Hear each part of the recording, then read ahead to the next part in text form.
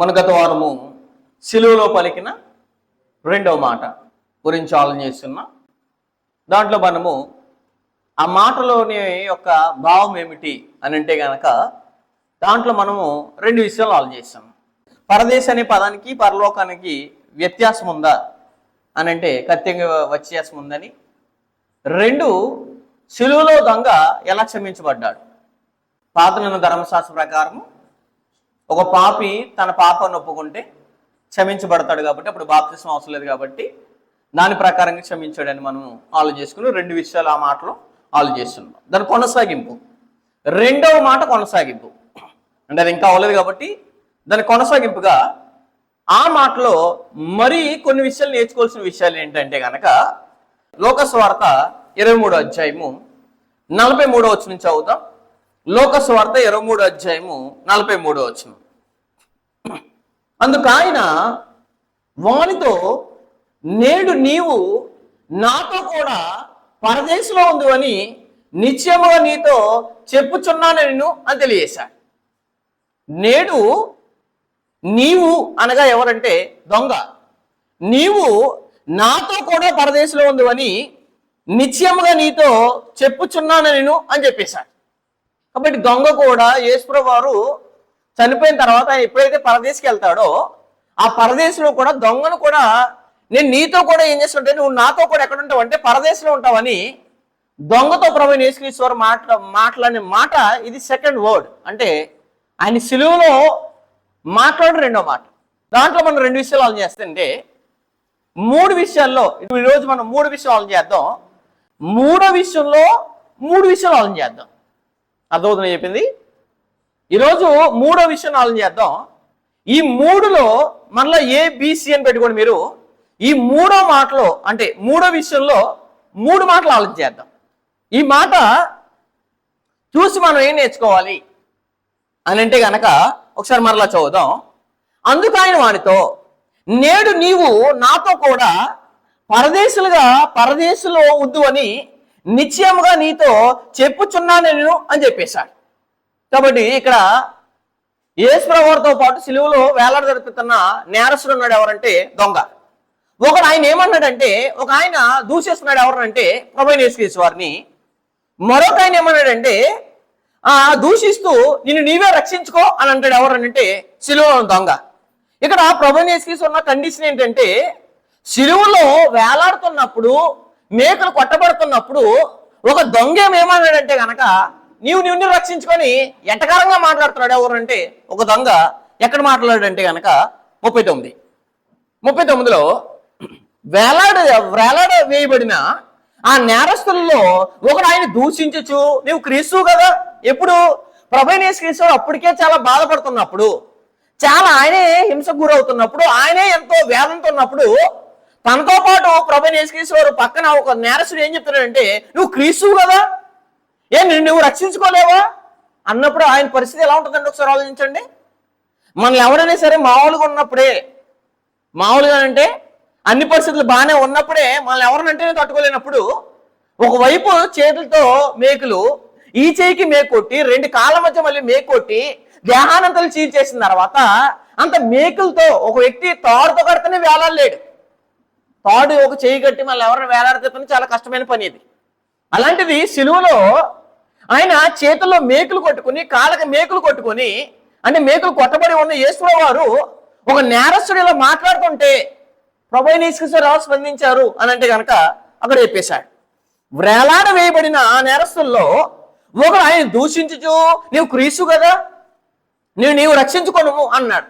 అంటే ప్రభువైన యేసుక్రీస్తు వారు తను తాను రక్షించుకోలేక సిలువ ఎక్కాడని అంటే కనుక ఇప్పుడు ఈనాడు ఎవరో మత ఛాంద సోదరులు ఈ మాటను కూడా ఇష్టాంతరంగా మాట్లాడతారు. ఏమనంటే ప్రభువైన యేసుక్రీస్తు వారు రక్షించలేరు కాబట్టి ఈ పాపులను రక్షించని మాటలు మాట్లాడతాడు. సేమ్ అదేలా కనపడుతున్నాడు. ఎవరంటే నేరస్తుడు కూడా ఈనాడు వింటాం కానీ ఆ మాటలో ఆనాడు ఎప్పుడో ప్రభువైన యేసుక్రీస్తు వారిని ఏనాడు అన్నారండి. ఈనాడు 3 మేకులు పీక్కులని ఇష్టానుసారంగా మాట్లాడుతున్నారు చాలా మంది రకరకాలుగా.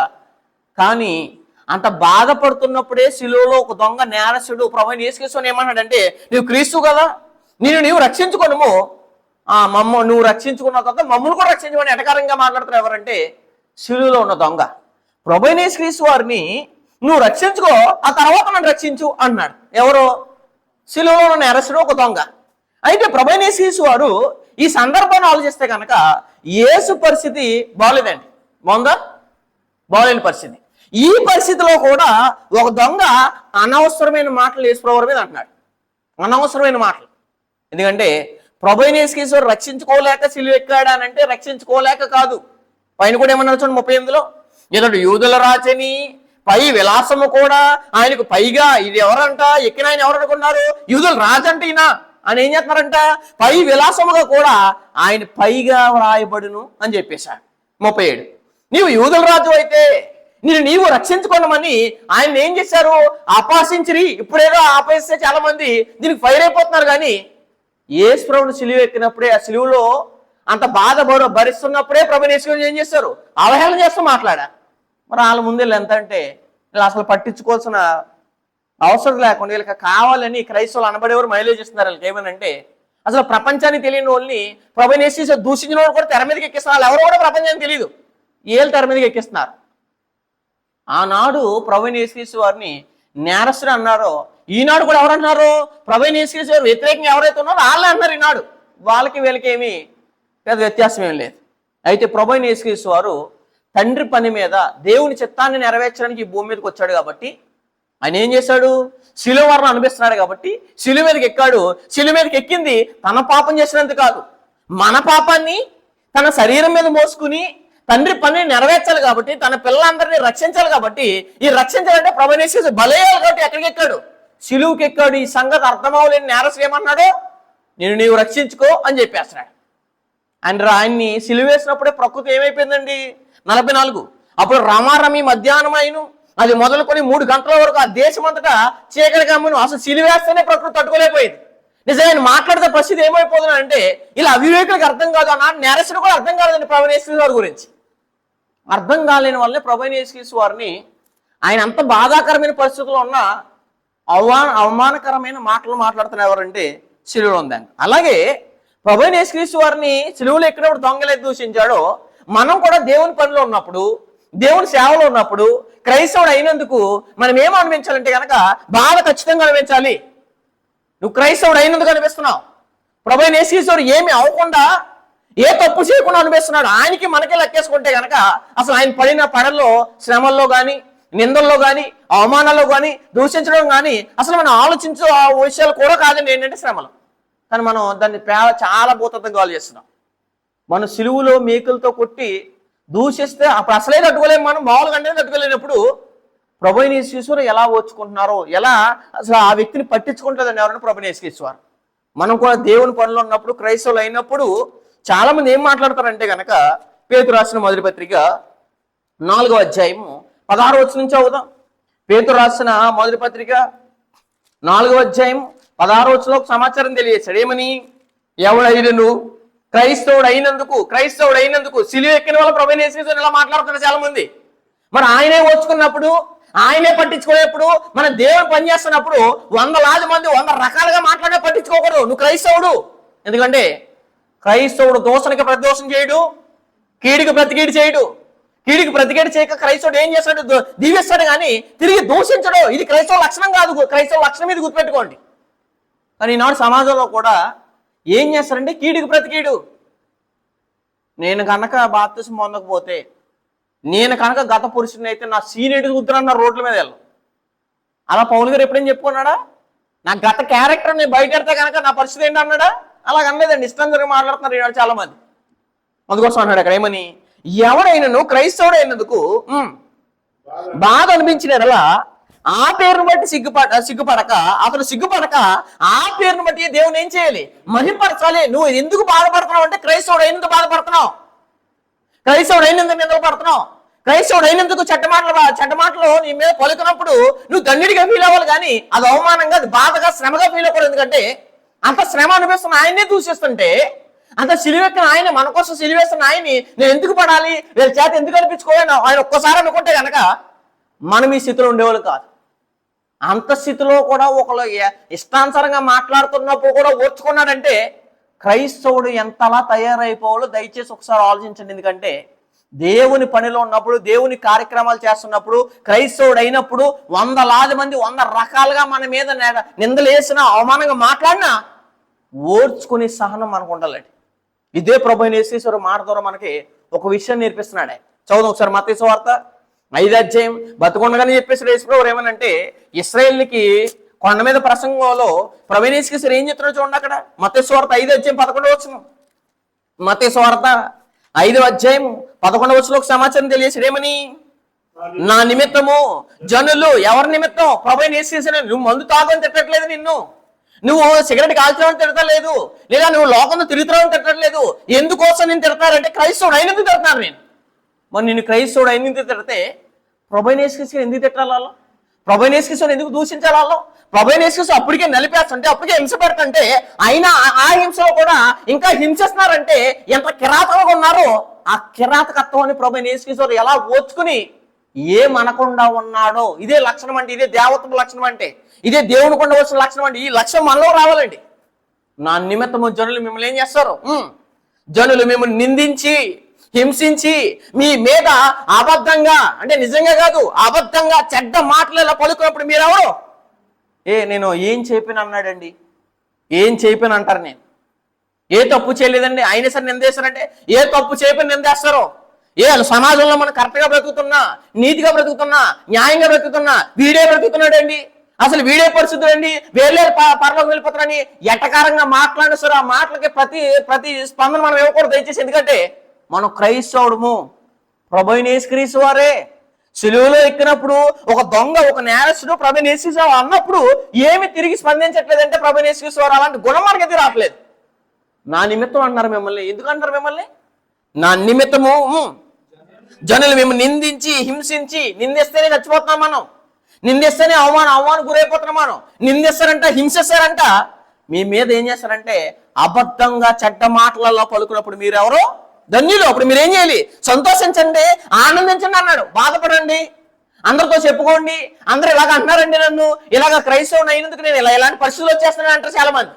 క్రైస్తవుడు అయితేనే పరిస్థితులు వస్తాయి, క్రైస్తవుడు అయితేనే ఇబ్బంది వస్తుంది, క్రైస్తవుడు అయితే వేదన వస్తుంది, క్రైస్తవుడు అయితే నిన్ను చంపేస్తారు, క్రైస్తవుడు అయితే నీ భూమి మీద అసలు సరైన కునుకు లేకుండా, నిలువర నివాసం లేకుండా పరిస్థితి అయిపోతుంది. ఎందుకంటే నువ్వు క్రైస్తవుడు అయ్యేగోటి అవుతుంది. అంత ప్రభువైన యేసుక్రీస్తు వారికి ఇలాంటి భయంకరమైనది వచ్చిందంటే అసలు మనకు వచ్చే శ్రమలు ఎంత, మనం తిట్టే తిట్లు ఎంత, మనం నిందించే నిందలు ఎంత అండి? ఇది ఖచ్చితంగా మనందరం గుర్తు చేసుకోవాలి.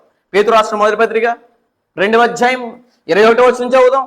పేతురు రాసిన ప్రభువైన యేసుక్రీస్తు సిలువలో నుండి ఆయన తాను రక్షించుకోలేక కాదు, ఆయన తను తాను రక్షించుకునే ఫలమైతే మనుషులందరూ ఏమైపోతారు అని అంటే వీళ్ళు ఇంకా పాపులుగా మిగిలిపోతారు. అంటే ప్రభువైన యేసుక్రీస్తు తన ప్రాణాన్ని త్యాగం చేసి ఏం చేశాడు?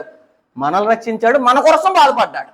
21 క్రీస్తు కూడా మీ కొరకు బాధపడి, అంటే ఆనాడు సిలువలో ఉన్న నేరస్తుడు అలా అంటున్నప్పుడు ఎవరు గుర్తు చేసుకున్నాడు? మనల్ని గుర్తు చేసుకున్నాడు అండి. అంటే సంఘం ఆయన శరీరం కట్టబడాలంటే ఇవన్నీ నేను ఓర్చుకోవాలి, ఇవన్నీ నేనేం చేసుకోవాలి? ఓపికతో. ఇంత బాధన పడిన నేను, ఇంత దేహాన్ని చీల్చేసినప్పుడు, నా చేతుల్లో మేకలు కొట్టినప్పుడు, కాళ్ళకు మేకలు కొట్టినప్పుడు, నా దేహాన్ని అంతా నలిపేసినప్పుడు, ఇంత బాధ అనిపించిన నేను సంఘం అనే నా శరీరం కొరకు వీళ్ళు పడుతున్న పాటలని, వీళ్ళు వంటున్న మాటలు కూడా పట్టించుకోలేని పరిస్థితిగా ఉన్నాడండి. ఎవరంటే ప్రభువైన యేసుక్రీస్తు. ఈ గుణం క్రైస్తవులు ఎందుకు రావట్లేదు? క్రీస్తు రక్తంలో కడగబడిన వారికి ఎందుకు రావట్లేదు అనేది ఖచ్చితంగా ప్రతి ఒక్కరు ఆలోచించవలసిన విషయం అండి. అదే చెప్తున్నాడు అక్కడ. ఏమని? క్రీస్తు కూడా మీ కొరకు, గుర్తుపెట్టుకోండి, దేహాన్ని చీల్చింది మీ గురించి. ఆయన అలా నేరస్తుడు అలా అంటుంది మీ గురించి, నిన్ను నీవు రక్షించుకోమన్నది మన గురించి అన్నారు. ఎందుకంటే మన కోసమైన ఆ నింద కూడా పడుతున్నాడండి. ఏమన్నాడు? క్రీస్తు కూడా మీ కొరకు బాధపడి తన అడుగుజాడలేదు. ఏం రావాలంట? తన అడుగుజాడలు. అంటే తన లాంటి క్యారెక్టర్స్ మనకి ఎదురు రావట్లేదు. అంటే పరిస్థితి బాగోలేనప్పుడు కూడా నిందించిన, మన పనిలో ఉన్నాం కదా, పనిలో ఉన్నప్పుడు ఇలాంటి పాటలు తప్పవు కదా, ఇలాంటి పరిస్థితి మనకు వచ్చినప్పుడు మనం ఆనందించాలి, సంతోషించాలే కానీ ఇది బాధాకరంగా మనం ఫీల్ అవ్వకూడదండి. అది చెప్తున్నాడు అక్కడ. ఏమని? నడుచుకున్నట్లు మీకు ఆ మాదిరి ఉంచిపోయిను, ఆయన పాపం చేయలేదు, ఆయన నోట ఏ కపటం లేదు, ఏ కపటం కనపడలేదు, ఆయన దూషింపబడి నేరస్తుడు దూషిస్తున్నా బదులు దూషించలేదు. ఆయన శ్రమ పట్టబడి బెదిరింపక న్యాయముగా తీర్పు తీర్చి దేవునికి తాను ఏం చేసుకున్నాడు? అప్పగించుకొని ఉన్నాడండి. ఇదండి క్రైస్తవ లక్షణం అంటే.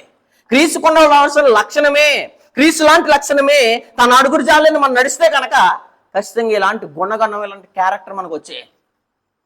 ప్రకటన గ్రంథం 2వ అధ్యాయం, ప్రకటన గ్రంథం 2వ అధ్యాయం 3వ వచనం నుంచి చదువుదాం. ప్రకటన గ్రంథము 2వ అధ్యాయము. నేను ఓర్చుకోలేకపోతున్నాను, చచ్చిపోదాం అనుకుంటున్నాను, నేను క్రైస్తవుడని ఎంత బాధ, ఎంత భయంకరమైన బాధలు అంటే సిలువలో ఎక్కిన తర్వాత కూడా ప్రభువైన యేసుక్రీస్తును వదలలేదు కదండి. అంత అంత అంత కిరాతకమైన బాధ మనకి ఎప్పుడు వచ్చిందండి? ముందుకోసం 2వ అధ్యాయం 3వ వచనం ఏమని, నీవు సహనము కలిగి ఏంటి ఓర్చుకోలేకపోతున్నా అంటారు చాలా మంది. చచ్చిపోదాం అనిపిస్తుంది, క్రైస్తవుడిని ఎంత ఎంత బాగా హింసించేస్తారా, ఎంత బాగా వేధించేస్తారా, ఇంతలా అనేస్తారని చాలా భూతత్వంలో పెట్టేలాగా సమస్యలు వెతుకుతున్నారు క్రైస్తవులు. కానీ నువ్వు ఎలాంటి క్యారెక్టర్ ఉండాలంటే, సిలువలో ఎక్కినా సరే అప్పుడు నన్ను రెచ్చగొట్టినా ప్రభువైన యేసు రెచ్చగొడుతున్నారు. వాళ్ళు రెచ్చగొట్టిన ఆయన రెచ్చిపోవట్లేదు. ఎవరిని? ప్రభువైన యేసు. ఎందుకు అంటే అప్పుడు కూడా సహనాన్ని వ్యక్తం చేస్తున్నాడు. క్రైస్తవుడు కూడా ఇదే ఉండాలండి. అదే అన్నాడు, సహనము కలిగి నా నామము నిమిత్తం ఏం చేయాలంట? భారం భరించాలి. ఏంటి? సిలువ ఎక్కుతమే భారం అంటే, సిలువను మోస్తమే భారం అంటే, దేహాన్ని చీల్చేతమే భారం అని అంటే, ఇంకా సిలువ ఎక్కునప్పుడు కూడా ప్రభువైన యేసు దూషిస్తున్నారంటే, అవమానపరుస్తున్నారంటే, నేను దేవుని పనిలో ఉన్నాను కాబట్టి ఇవేమీ పట్టించుకోవట్లేదు ప్రభువైన యేసు వారు. మనం కూడా క్రైస్తవుడు అయినందుకు పరిస్థితులు వస్తున్నాయి కాబట్టి మనం ఏమీ పట్టించుకోకూడదు. అదే అంటున్నాడు అక్కడ, నీవు సహనం కలిగి నా నామం నిమిత్తము భారం భరించి ఆలయలేదని నేనే ఏం చేదును, నేను ఎరుగుదును అని చెప్పేశాడు. నాకు అలసట రావట్లేదండి. పాపాత్మను తనకు వ్యతిరేకంగా చేసిన తిరస్కారం అంతా ఓర్చుకున్న ఆయన ఏం చేసుకోవాలి? మనం తలంచుకోవాలి. హెబ్రీ పత్రిక 12వ అధ్యాయం, హెబ్రీ పత్రిక 12వ అధ్యాయము 4వ వచనం నుంచి అవుదాం. అసలు అలసట రాకూడదు. అదే అంటున్నాడు అక్కడ ఏమని, 12వ అధ్యాయము 3వ వచనం, మీరు అలసట పడకయో, అలసట వచ్చేస్తే మనకి శ్రమ పడినప్పుడు, ఇబ్బందులు పడినప్పుడు, ఎవరైనా ఇది అన్నప్పుడు ఓర్చుకోలేని గుణం వచ్చేస్తుంది మనకి. మీరు అలసట పడకయో, మీ ప్రాణములు విసుకకయో ఉండినట్లు పాపాత్ములు ఏమన్నారంటే ప్రభువైన యేసు వారిని, నువ్వు క్రీస్తు కదా, నువ్వు రక్షించుకోలేవా, నువ్వు యూదులు రాజు కదా, శిలువ నుంచి దిగలేవా అంటారు. ప్రభువైన యేసు అన్నప్పుడు ఆయన బ్లడ్ ఎలా మరిగిపోయి ఉంటుందండి. మనలాంటి దేహాన్ని ధరించుకున్న ఆయనలో ఆయన కోపం రాలేదు. అక్కడ శిలువలో ఉన్న దొంగని ఏదైనా చేయొచ్చు ప్రభువైన యేసు సార్, కానీ ఏమి అనలేదు అని అంటే కనుక ఇవన్నిటిని ఓర్చేసుకున్నాడండి. పాపాత్ములు తనకు వ్యతిరేకంగా చేసిన తిరస్కారం అంతయు ఓర్చుకున్న ఆయన ఏం చేసుకోండి? తలంచుకొని గుర్తు చేసుకోండి మీరు ఒకసారి దయచేసి.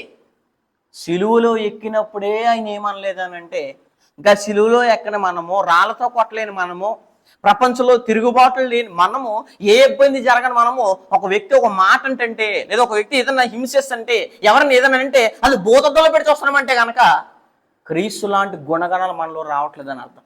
యేసుప్రభువు సిలువలో పలికిన మాట నీకు అర్థం కాలేదని అర్థం. అర్థమైతే అలా ఉండమండి, మనం పరిస్థితి అంతా మారిపోతుంది. మనం అపోస్తుల గారి 9వ అధ్యాయం, అపోస్తుల కార్యములు 9వ అధ్యాయము, అపోస్తుల కార్యములు 9వ అధ్యాయం 16వ వచనం చదువుదాం. అపోస్తుల కార్యములు 9వ అధ్యాయం 16వ వచనం. అపోస్తుల కార్యం 9వ అధ్యాయం 16వ వచనంలో ఒక సమాచారం తెలియజేశాడు. ఏమని? ఇతడు నా నామమునకు ఏం చేయాలంట? అపోస్తుల గారు 9వ అధ్యాయం 16వ వచనంలో దేవుడు పౌలు గారిని ఎన్నుకోవడం దేని గురించి అంటే కనుక, ఇతడు నా నామం కొరకు ఎన్ని శ్రమలు, ఒక శ్రమ కాదు ఎన్ని శ్రమలు అనుభవం వలనో నేను ఇతనికి ఏమవుదునో చూపుదునని అతనితో చెప్పెను అని చెప్పేశాడు. ఇతన్ని ఏర్పరచుకునే దేని గురించి అంటే, నా సాధనం కొరకు, నేను ఉపయోగించుకునే ఆయుధం కొరకు, నా సాధనలో నేను ఉపయోగపడాలంటే నీకు భవిష్యత్తులో ఎన్ని శ్రమలు వస్తాయో, ఎన్ని సమస్యలు వస్తాయో ఇవన్నీ అతనికి నేను ఏం చేస్తాను? చెప్పేస్తానని చెప్పేస్తాను. అంటే క్రైస్తవులు కూడా ఎన్ని శ్రమలు వచ్చినా, ఎన్ని అవమానాలు వచ్చినా ప్రభువైన యేసుక్రీస్తు లాంటి అవమానాలు మనకే రాలేదు. ప్రభువైన యేసుక్రీస్తులో మన మీద ఉమ్మేయలేదు, ప్రభువైన యేసుక్రీస్తులో మన దేహాన్ని చేర్చలేదు, ప్రభువైన యేసుక్రీస్తులో మనల్ని తిరుగుబాటు చేయలేదు. సిలువ ఎక్కిన తర్వాత కూడా ఆయన ప్రభువైన యేసుక్రీస్తు నేరస్తులు తిడుతున్నాడు అంటే ఎలా ఓర్చుకున్నాడండి ఆయన అసలే. ఇప్పుడు మన వాళ్ళు అంటారు ఏమనంటే, నేను కనుక చెట్ట బట్టని ఇప్పానా, లేదా నా క్యారెక్టర్ని, గత క్యారెక్టర్ని రిపీట్ చేశాను అనుకో, గత క్యారెక్టర్ని బయట తీసుకురాకుండా దయచేసి అని రోడ్ల మీద మన సవాలు ఇస్తున్నారు. ఇదేనా క్రైస్తవుడి క్యారెక్టర్ అంటే? ఇదేనండి క్రీస్తు నేర్పిన గుణం అంటే? ఇదేనా క్రీస్తు అడుగుదలలో నడవడం అంటే? క్రైస్తవుడు అంటే ఏంటంటే, అంత సమస్య పడుతున్నప్పుడు కూడా ఇంకా సమస్య వచ్చినా అది ఓర్చుకున్నట్టు చూడండి, అది క్రైస్తవుడు అంటే. ఇది ఎరగాలండి మనం అందరం. ఎందుకంటే దేవుని పనిలో ఉన్నప్పుడు మనల్ని ఎవరు ఎన్ని నిందలో ఆరోపణలు చేసినా మనం ఏం చేయకూడదు? పనిలో ఉన్నాం కాబట్టి అవేమి ఏం చేయకూడదంటే పట్టించుకోకూడదు. ఇప్పుడు కూడా సమస్యలు ఎప్పుడు వస్తాయి అనుకుంటున్నారు? ఎప్పుడైతే మనం మారుతామో, మారిన తర్వాత నాకులాగే తిరిగేవాడు, ఇలా మారిపోయాడంట, బైబిల్ అంట, దేవుడు అంట, ఏలే పరలోకం వెళ్ళిపోతారంట, ఏలే నీతిగా ఉన్నారంట, ఏలే యథార్థంగా ఉన్నారంట అంటారు. వాళ్ళతో తాగినప్పుడు, వాళ్ళతో తిరిగినప్పుడు, వాళ్ళతో పాటు సినిమాలు చూసినప్పుడు, వాళ్ళతో పాటు సిగరెట్లు కాల్చినప్పుడు, వాళ్ళతో పాటు ఎంజాయ్ చేసినప్పుడు ఎవడో కూడా ఏ ఒక్కడు కూడా ఒక మాట కూడా అనలేను. ఎందుకంటే మందలో కలిసిపోయి తిరిగిపోయాం. ఇప్పుడు మందలోంచి బయటకు వచ్చిన తర్వాత మాత్రం ఏమొస్తాయి, మన సమస్య వస్తాయి. మందలో మనం కలిసిపోతే సమస్య రాదు, ఇబ్బంది రాదు, వేదన రాదు. కానీ ఎప్పుడైతే వాళ్ళలోంచి బయటకు ఎప్పుడైతే వచ్చామో అప్పుడు వ్యాపారులు వాళ్ళతో కలిసిపోయి తిరగండి, ఉద్యోగంలో వాళ్ళతో కలిసిపోండి, మీరు ఏ పని చేసినా వాళ్ళతో కలిసిపోయి ఉండండి. వాళ్ళతో కలిసిపోయి ఉంటే కనుక మీకు సమస్య రాదు, మిమ్మల్ని అనరు, మీ గురించి మాట్లాడరు, మీరు చేసే కార్యక్రమాలు కూడా వాళ్ళు పట్టించుకోరు అసలే. అది ఎప్పుడైతే వాళ్ళ నుంచి నువ్వు వేరు అవుతావో, వాళ్ళ క్యారెక్టర్ నీ క్యారెక్టర్కి ఎప్పుడైతే వేరు ఉందో అప్పుడే సమస్య స్టార్ట్ అవుతుంది. దాన్ని మనం తీవ్రంగా ఆలోచించేస్తున్నాం. అంత అవసరం లేదండి. ఎందుకంటే సిలువలో ఎక్కినప్పుడు కూడా ప్రభుని యేసుక్రీస్తు అన్నప్పుడు ఓచుకున్న ఆయన మనం ఎందుకు ఓచుకోలేకపోతున్నాం ఒకసారి దయచేసి ఆలోచించాడు. ప్రభుని యేసుక్రీస్తు బతుకుండగా కూడా చెప్పాడు చూడండి. యోహాను సువార్త 16వ అధ్యాయం, యోహాను సువార్త 16వ అధ్యాయము 33వ వచనం చదువుదాం. యోహాను సువార్త 16వ అధ్యాయం 33వ వచనంలో ఒక సమాచారం తెలియజేశాడు. ఏమని? ఎప్పుడో ప్రభుని యేసుక్రీస్తు బతుకుండగా మిమ్మల్ని లోకం ఏం చేస్తుందో కూడా చెప్పేశాడు ఆయన. 16వ అధ్యాయం 33వ వచనం, నా యందు మీకు సమాధానం కలిగినట్లు ఈ మాటలు మీతో చెప్తున్నాను. నా యందు మీకు ఏం కావాలి? సమాధానం కావాలంటే నేను ఈ మాటలు మీతో చెప్తున్నాను. ఏమని చెప్పాడు? లోకములో మీకు శ్రమ కలుగును. ఏదైనా మనం విచిత్రంగా కలుగుతుందా, ఏదైనా కొత్తది కలుగుతుందా, వింత కలుగుతుందా అంటే లోకంలో ఉన్నారు కానీ మీకు ఖచ్చితంగా ఏం కలుగుతుంది? శ్రమ కలుగుతుంది. మీరు శ్రమ కలిగినప్పుడే ఇలా అయిపోతుంటే, నేను సిలువలో ఎక్కినప్పుడు నన్ను అలా అంటున్నప్పుడు నేను ఏం అనలేదని ప్రభుని యేసు తీర్పులు అడిగినప్పుడు ఏమైనా సమాధానం చెప్పగలమండి మనం? అసలే తీర్పు తీర్చేది ఆయన, గత్తి పెట్టుకొని మర్చిపోకుండా దయచేసి. అదే అన్నాడు ఏమని? లోకములో మీకు శ్రమ కలుగును, అయినను శ్రమ కలిగినప్పుడు తెచ్చుకోవాల్సిన బాధ కాదు, కన్నీరు కాదు, కృంగను కాదు, వేదన కాదు, ఏదో ఒంటరిగా ఉండి ఏడవం కాదు, వాళ్ళతో వీళ్ళతో చెప్పుకోవడం కాదు. ఆయన నీకేం తెచ్చుకోవాలంటే శ్రమ వచ్చినట్టు ధైర్యం ఎక్కువ వచ్చేయాలి. ఎందుకంటే క్రైస్తవుడు అయ్యాను కాబట్టి వస్తుంది నాకు. నీకు లోకంలో శ్రమ కలుగుతుంది, అయినా నువ్వేం తెచ్చుకోవాలి? ధైర్యము తెచ్చుకోనండి. నేను లోకముని జయించి ఉన్నాను నేను అంటే లోకం అంటున్నప్పుడు తిరిగి మాట్లాడలేదు చూసారా? అప్పుడే ప్రభుని యేసు లోకం జయించేశాడు. లోకం అన్నప్పుడు తిరిగి అన్నాం చూసారు మనం, అప్పుడు లోకం జయించలేం. క్రైస్తవుడు అంటే లోకం జయించిన వాడు. నేను లోకాన్ని ఎప్పుడు జయించానంటే సిలువలో ఎక్కినప్పుడు కూడా, నన్ను దూషిస్తున్నప్పుడు కూడా నేను ఏం అనలేదు కాబట్టి నేను ఏం చేశాడు? లోకాన్ని జయించాడు. మరి క్రైస్తవులు ఎవరండి? ఇదే మనకి క్రొత్తలో కూడా చూడండి. యోహాను రాసిన మొదటి పత్రిక 4వ అధ్యాయం, యోహాను రాసిన మొదటి పత్రిక 4వ అధ్యాయము 4వ వచనం చదువుదాం. చిన్నపిల్లలారా మీరు దేవుని సంబంధులు, మీలో ఉన్నవాడు లోకములో ఉన్నవాడి కంటే ఎవడు గొప్పవాడు అని చెప్పేశాడు. మీలో ఉన్నవాడు లోకములో ఉన్నవాడి కంటే గొప్పవాడు. కనుక మీరు వారిని ఏం చేయాలి? జయించి ఉన్నారు. భవిష్యత్తు రాసేస్తున్నాడు దేవుడు, జయించి ఉన్నారు. అసలు నిజంగా జయిస్తే కనుక, జయించడం అంటే ఏంటంటే దోషానికి తిరిగి దోషం చేయడం కాదు, కీడికి ప్రతికీడి చేయడం కాదు. సిలువలో ఎక్కినప్పుడు కూడా ప్రభుని యేసు నువ్వు క్రీస్తు అయితే దిగిపోవాలంటే ఆయనలోంచి ఉక్కు రోషం ఏం బయటికి రావట్లేదు. మనకు వచ్చేస్తుంది ఏంటి అంటే నువ్వు మారలేదని అర్థం, నువ్వు చేంజ్ అవ్వాలని అర్థం. నువ్వు చేంజ్ అయితే క్యారెక్టర్ నీలో లేదనంటే కనుక, ఆ గుణం నీలో రావట్లేదంటే కనుక నువ్వు క్రైస్తవుడు కాదని అర్థం. ఇది అందరూ ఖచ్చితంగా ఎరగాలి. కాబట్టి ఈ మాటలో మనం ఏం నేర్చుకోవాలంటే కనుక, దేవుని పనిలో ఉన్నప్పుడు ప్రభువైన యేసుక్రీస్తు వారు సిలువలో ఉన్న ఒక దొంగ దూషించినా పట్టించుకోవట్లేదు. క్రైస్తవుడై బాప్తిసం పొందిన తర్వాత కాడి నుంచి కన్ను మూసే వరకు ఎవడు ఏమన్నా పట్టించుకోకూడదు. ఎందుకంటే మనం క్రైస్తవుడము, క్రీస్తు నామ నిమిత్తము నిందను భరించవలసిన వారము. నిందలు మన కొరకే ఎన్నుకొనబడిన జనాంగం ఎవరు అంటే మనము. ఎప్పుడు కూడా మనం క్రైస్తవుడు అయినందుకు ఏ పరిస్థితిలో కూడా ప్రపంచమంతా కోడై కూసినా, నేను వ్యతిరేకంగా చూసినా ఎప్పుడు కూడా దాన్ని బట్టి నువ్వు ఏమవకూడదు? అవమానానికి గురవకూడదు, బాధకు గురవకూడదు, సిగ్గుపడకూడదు. అని ఏం చేయాలంటే సంతోషించాలి, ఆనందించాలి అని చెప్పేశాడు. ప్రభువైన యేసుక్రీస్తు శ్రమల్లో ఏం చేశాడంటే ఆయన చూడండి ఒకసారి. ఒక వ్యక్తి నేరేశాడు అంటే ప్రభువైన యేసుక్రీస్తు ఏమన్నారో పౌలు గారు చెప్పేశారు చూడండి. కొలసీయులకు రాసిన పత్రిక 1:24, కొలసీయులకు రాసిన పత్రిక 1వ అధ్యాయం 24 వచనం. ఇప్పుడు మీ కొరకు పౌలు గారు కూడా ఏం చేశారంట? ఇప్పుడు మీ కొరకు నేను అనుభవించుతున్న శ్రమలు ఎందు బాధపడుతూ అంటలేదు. శ్రమ వస్తే సంతోషం ఏంటండి? ఇది క్రైస్తవుడికి ఉండవలసిన లక్షణం. శ్రమల్లో ఏ వ్యక్తికి రాదు ఏంటంటే సంతోషం రాదు, ఆనందం రాదు. కానీ శ్రమల్లో క్రైస్తవుడికి ఏమొస్తుందంటే సంతోషం వస్తుంది. నన్ను అంటున్న వల్ల దేవుని స్తోత్రము, నన్ను అంటున్న వల్ల ప్రభువైన యేసుక్రీస్తు స్తోత్రం అని అనవలసిన మనం ఆ శ్రమని గుర్తు తెచ్చుకుంటూ బాధపడతామంటే ప్రభువైన యేసుక్రీస్తు ఎందుకోసం చనిపోయాడు మీకు అర్థం అవ్వలేదని అర్థం. ఎన్నోసార్లు గుడ్ ఫ్రైడే రోజు ఈ మాటను వాయించేసుకుంటున్నారు, కానీ ఆ మాటలో ఉన్న ఆంతర్యం ఎప్పుడైనా అర్థమైతే మీ బ్రతుకులు మారిపోవాలండి. మారట్లేదంటే ఇప్పటికీ సిలువలో ఉన్న మాట నీకు అర్థం అవ్వలేదని అర్థం. అది మొదటి విషయం. దేవుని పనిలో ఉన్నప్పుడు ఎవరు ఎన్ని అన్నా క్రైస్తవుడు పట్టించుకోకూడదు. దూషిస్తే తిరిగి దూషించకూడదు, కీడు చేస్తే ప్రతి కీడు చేయకూడదు. ఉక్రోషాలు, ఆహాలు, కోపాలు బయటకు వస్తున్నాయంటే నీ క్యారెక్టర్ బాప్తిస్మలో చచ్చిపోలేదని అర్థం. నువ్వు ఇంకా ఎవరు అంటే మృతుడుగా ఉన్నావని అర్థం. ఇది అందరూ ఖచ్చితంగా ఎరగవలసిన విషయం. రెండో విషయం, అదే మాటలో రెండో విషయం చదువుదాం ఒకసారి. లోకసువార్త 23:43. లోకసువార్త 23వ అధ్యాయం 43వ వచనం చదువుదాం. 23వ అధ్యాయం 43వ వచనం. 23వ అధ్యాయం 43వ వచనం ఒక సమాచారం తెలియజేశాడు. ఏమని చదువుదాం. అందుకు ఆయన, ఎవరో ప్రభువైన యేసుక్రీస్తు.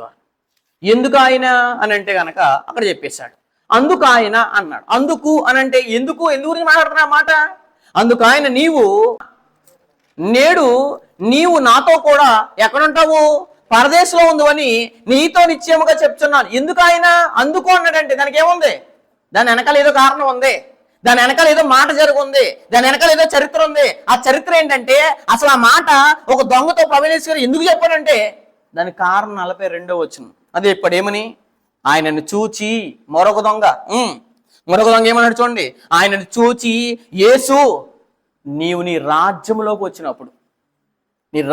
వచ్చినప్పుడు ఫుట్నోట్ 2 అనేసి నీ రాజ్యంతో వచ్చినప్పుడు, రాజ్యంలోకి వచ్చినప్పుడు నన్ను జ్ఞాపకము చేసుకొనమా నేను అని చెప్పేశాడు. ఒక దొంగ ఏమో నువ్వు క్రీస్తు అయితే నువ్వు రక్షించుకుంటున్నాడు. మరొక దొంగ ఏమన్నాడంటే నువ్వు నీ రాజ్యంతో వచ్చినప్పుడు, నీ రాజ్యంలోకి వచ్చినప్పుడు నన్ను ఏం చేసుకోను? జ్ఞాపకం చేసుకోను. ఇక్కడ మరొక దొంగను చూసి మనం ఏం నేర్చుకోవాలంటే కనుక, ఒక దొంగ అనవసరంగా మాట్లాడితే మరొక దొంగ నన్ను జ్ఞాపకం చేసుకో, నన్ను ఒకసారి గుర్తు చేసుకుంటున్నాడు. ఎవరో ఇద్దరు దొంగల్లో ఒక దొంగ ఏమో దూషిస్తుంటే మరొక దొంగ ఏమన్నాడు? ప్రభువైన యేసుక్రీస్తు వారిని నన్ను జ్ఞాపకం చేసుకున్నాడు. ఎప్పుడు? సిలువలో ఉంటున్నప్పుడు.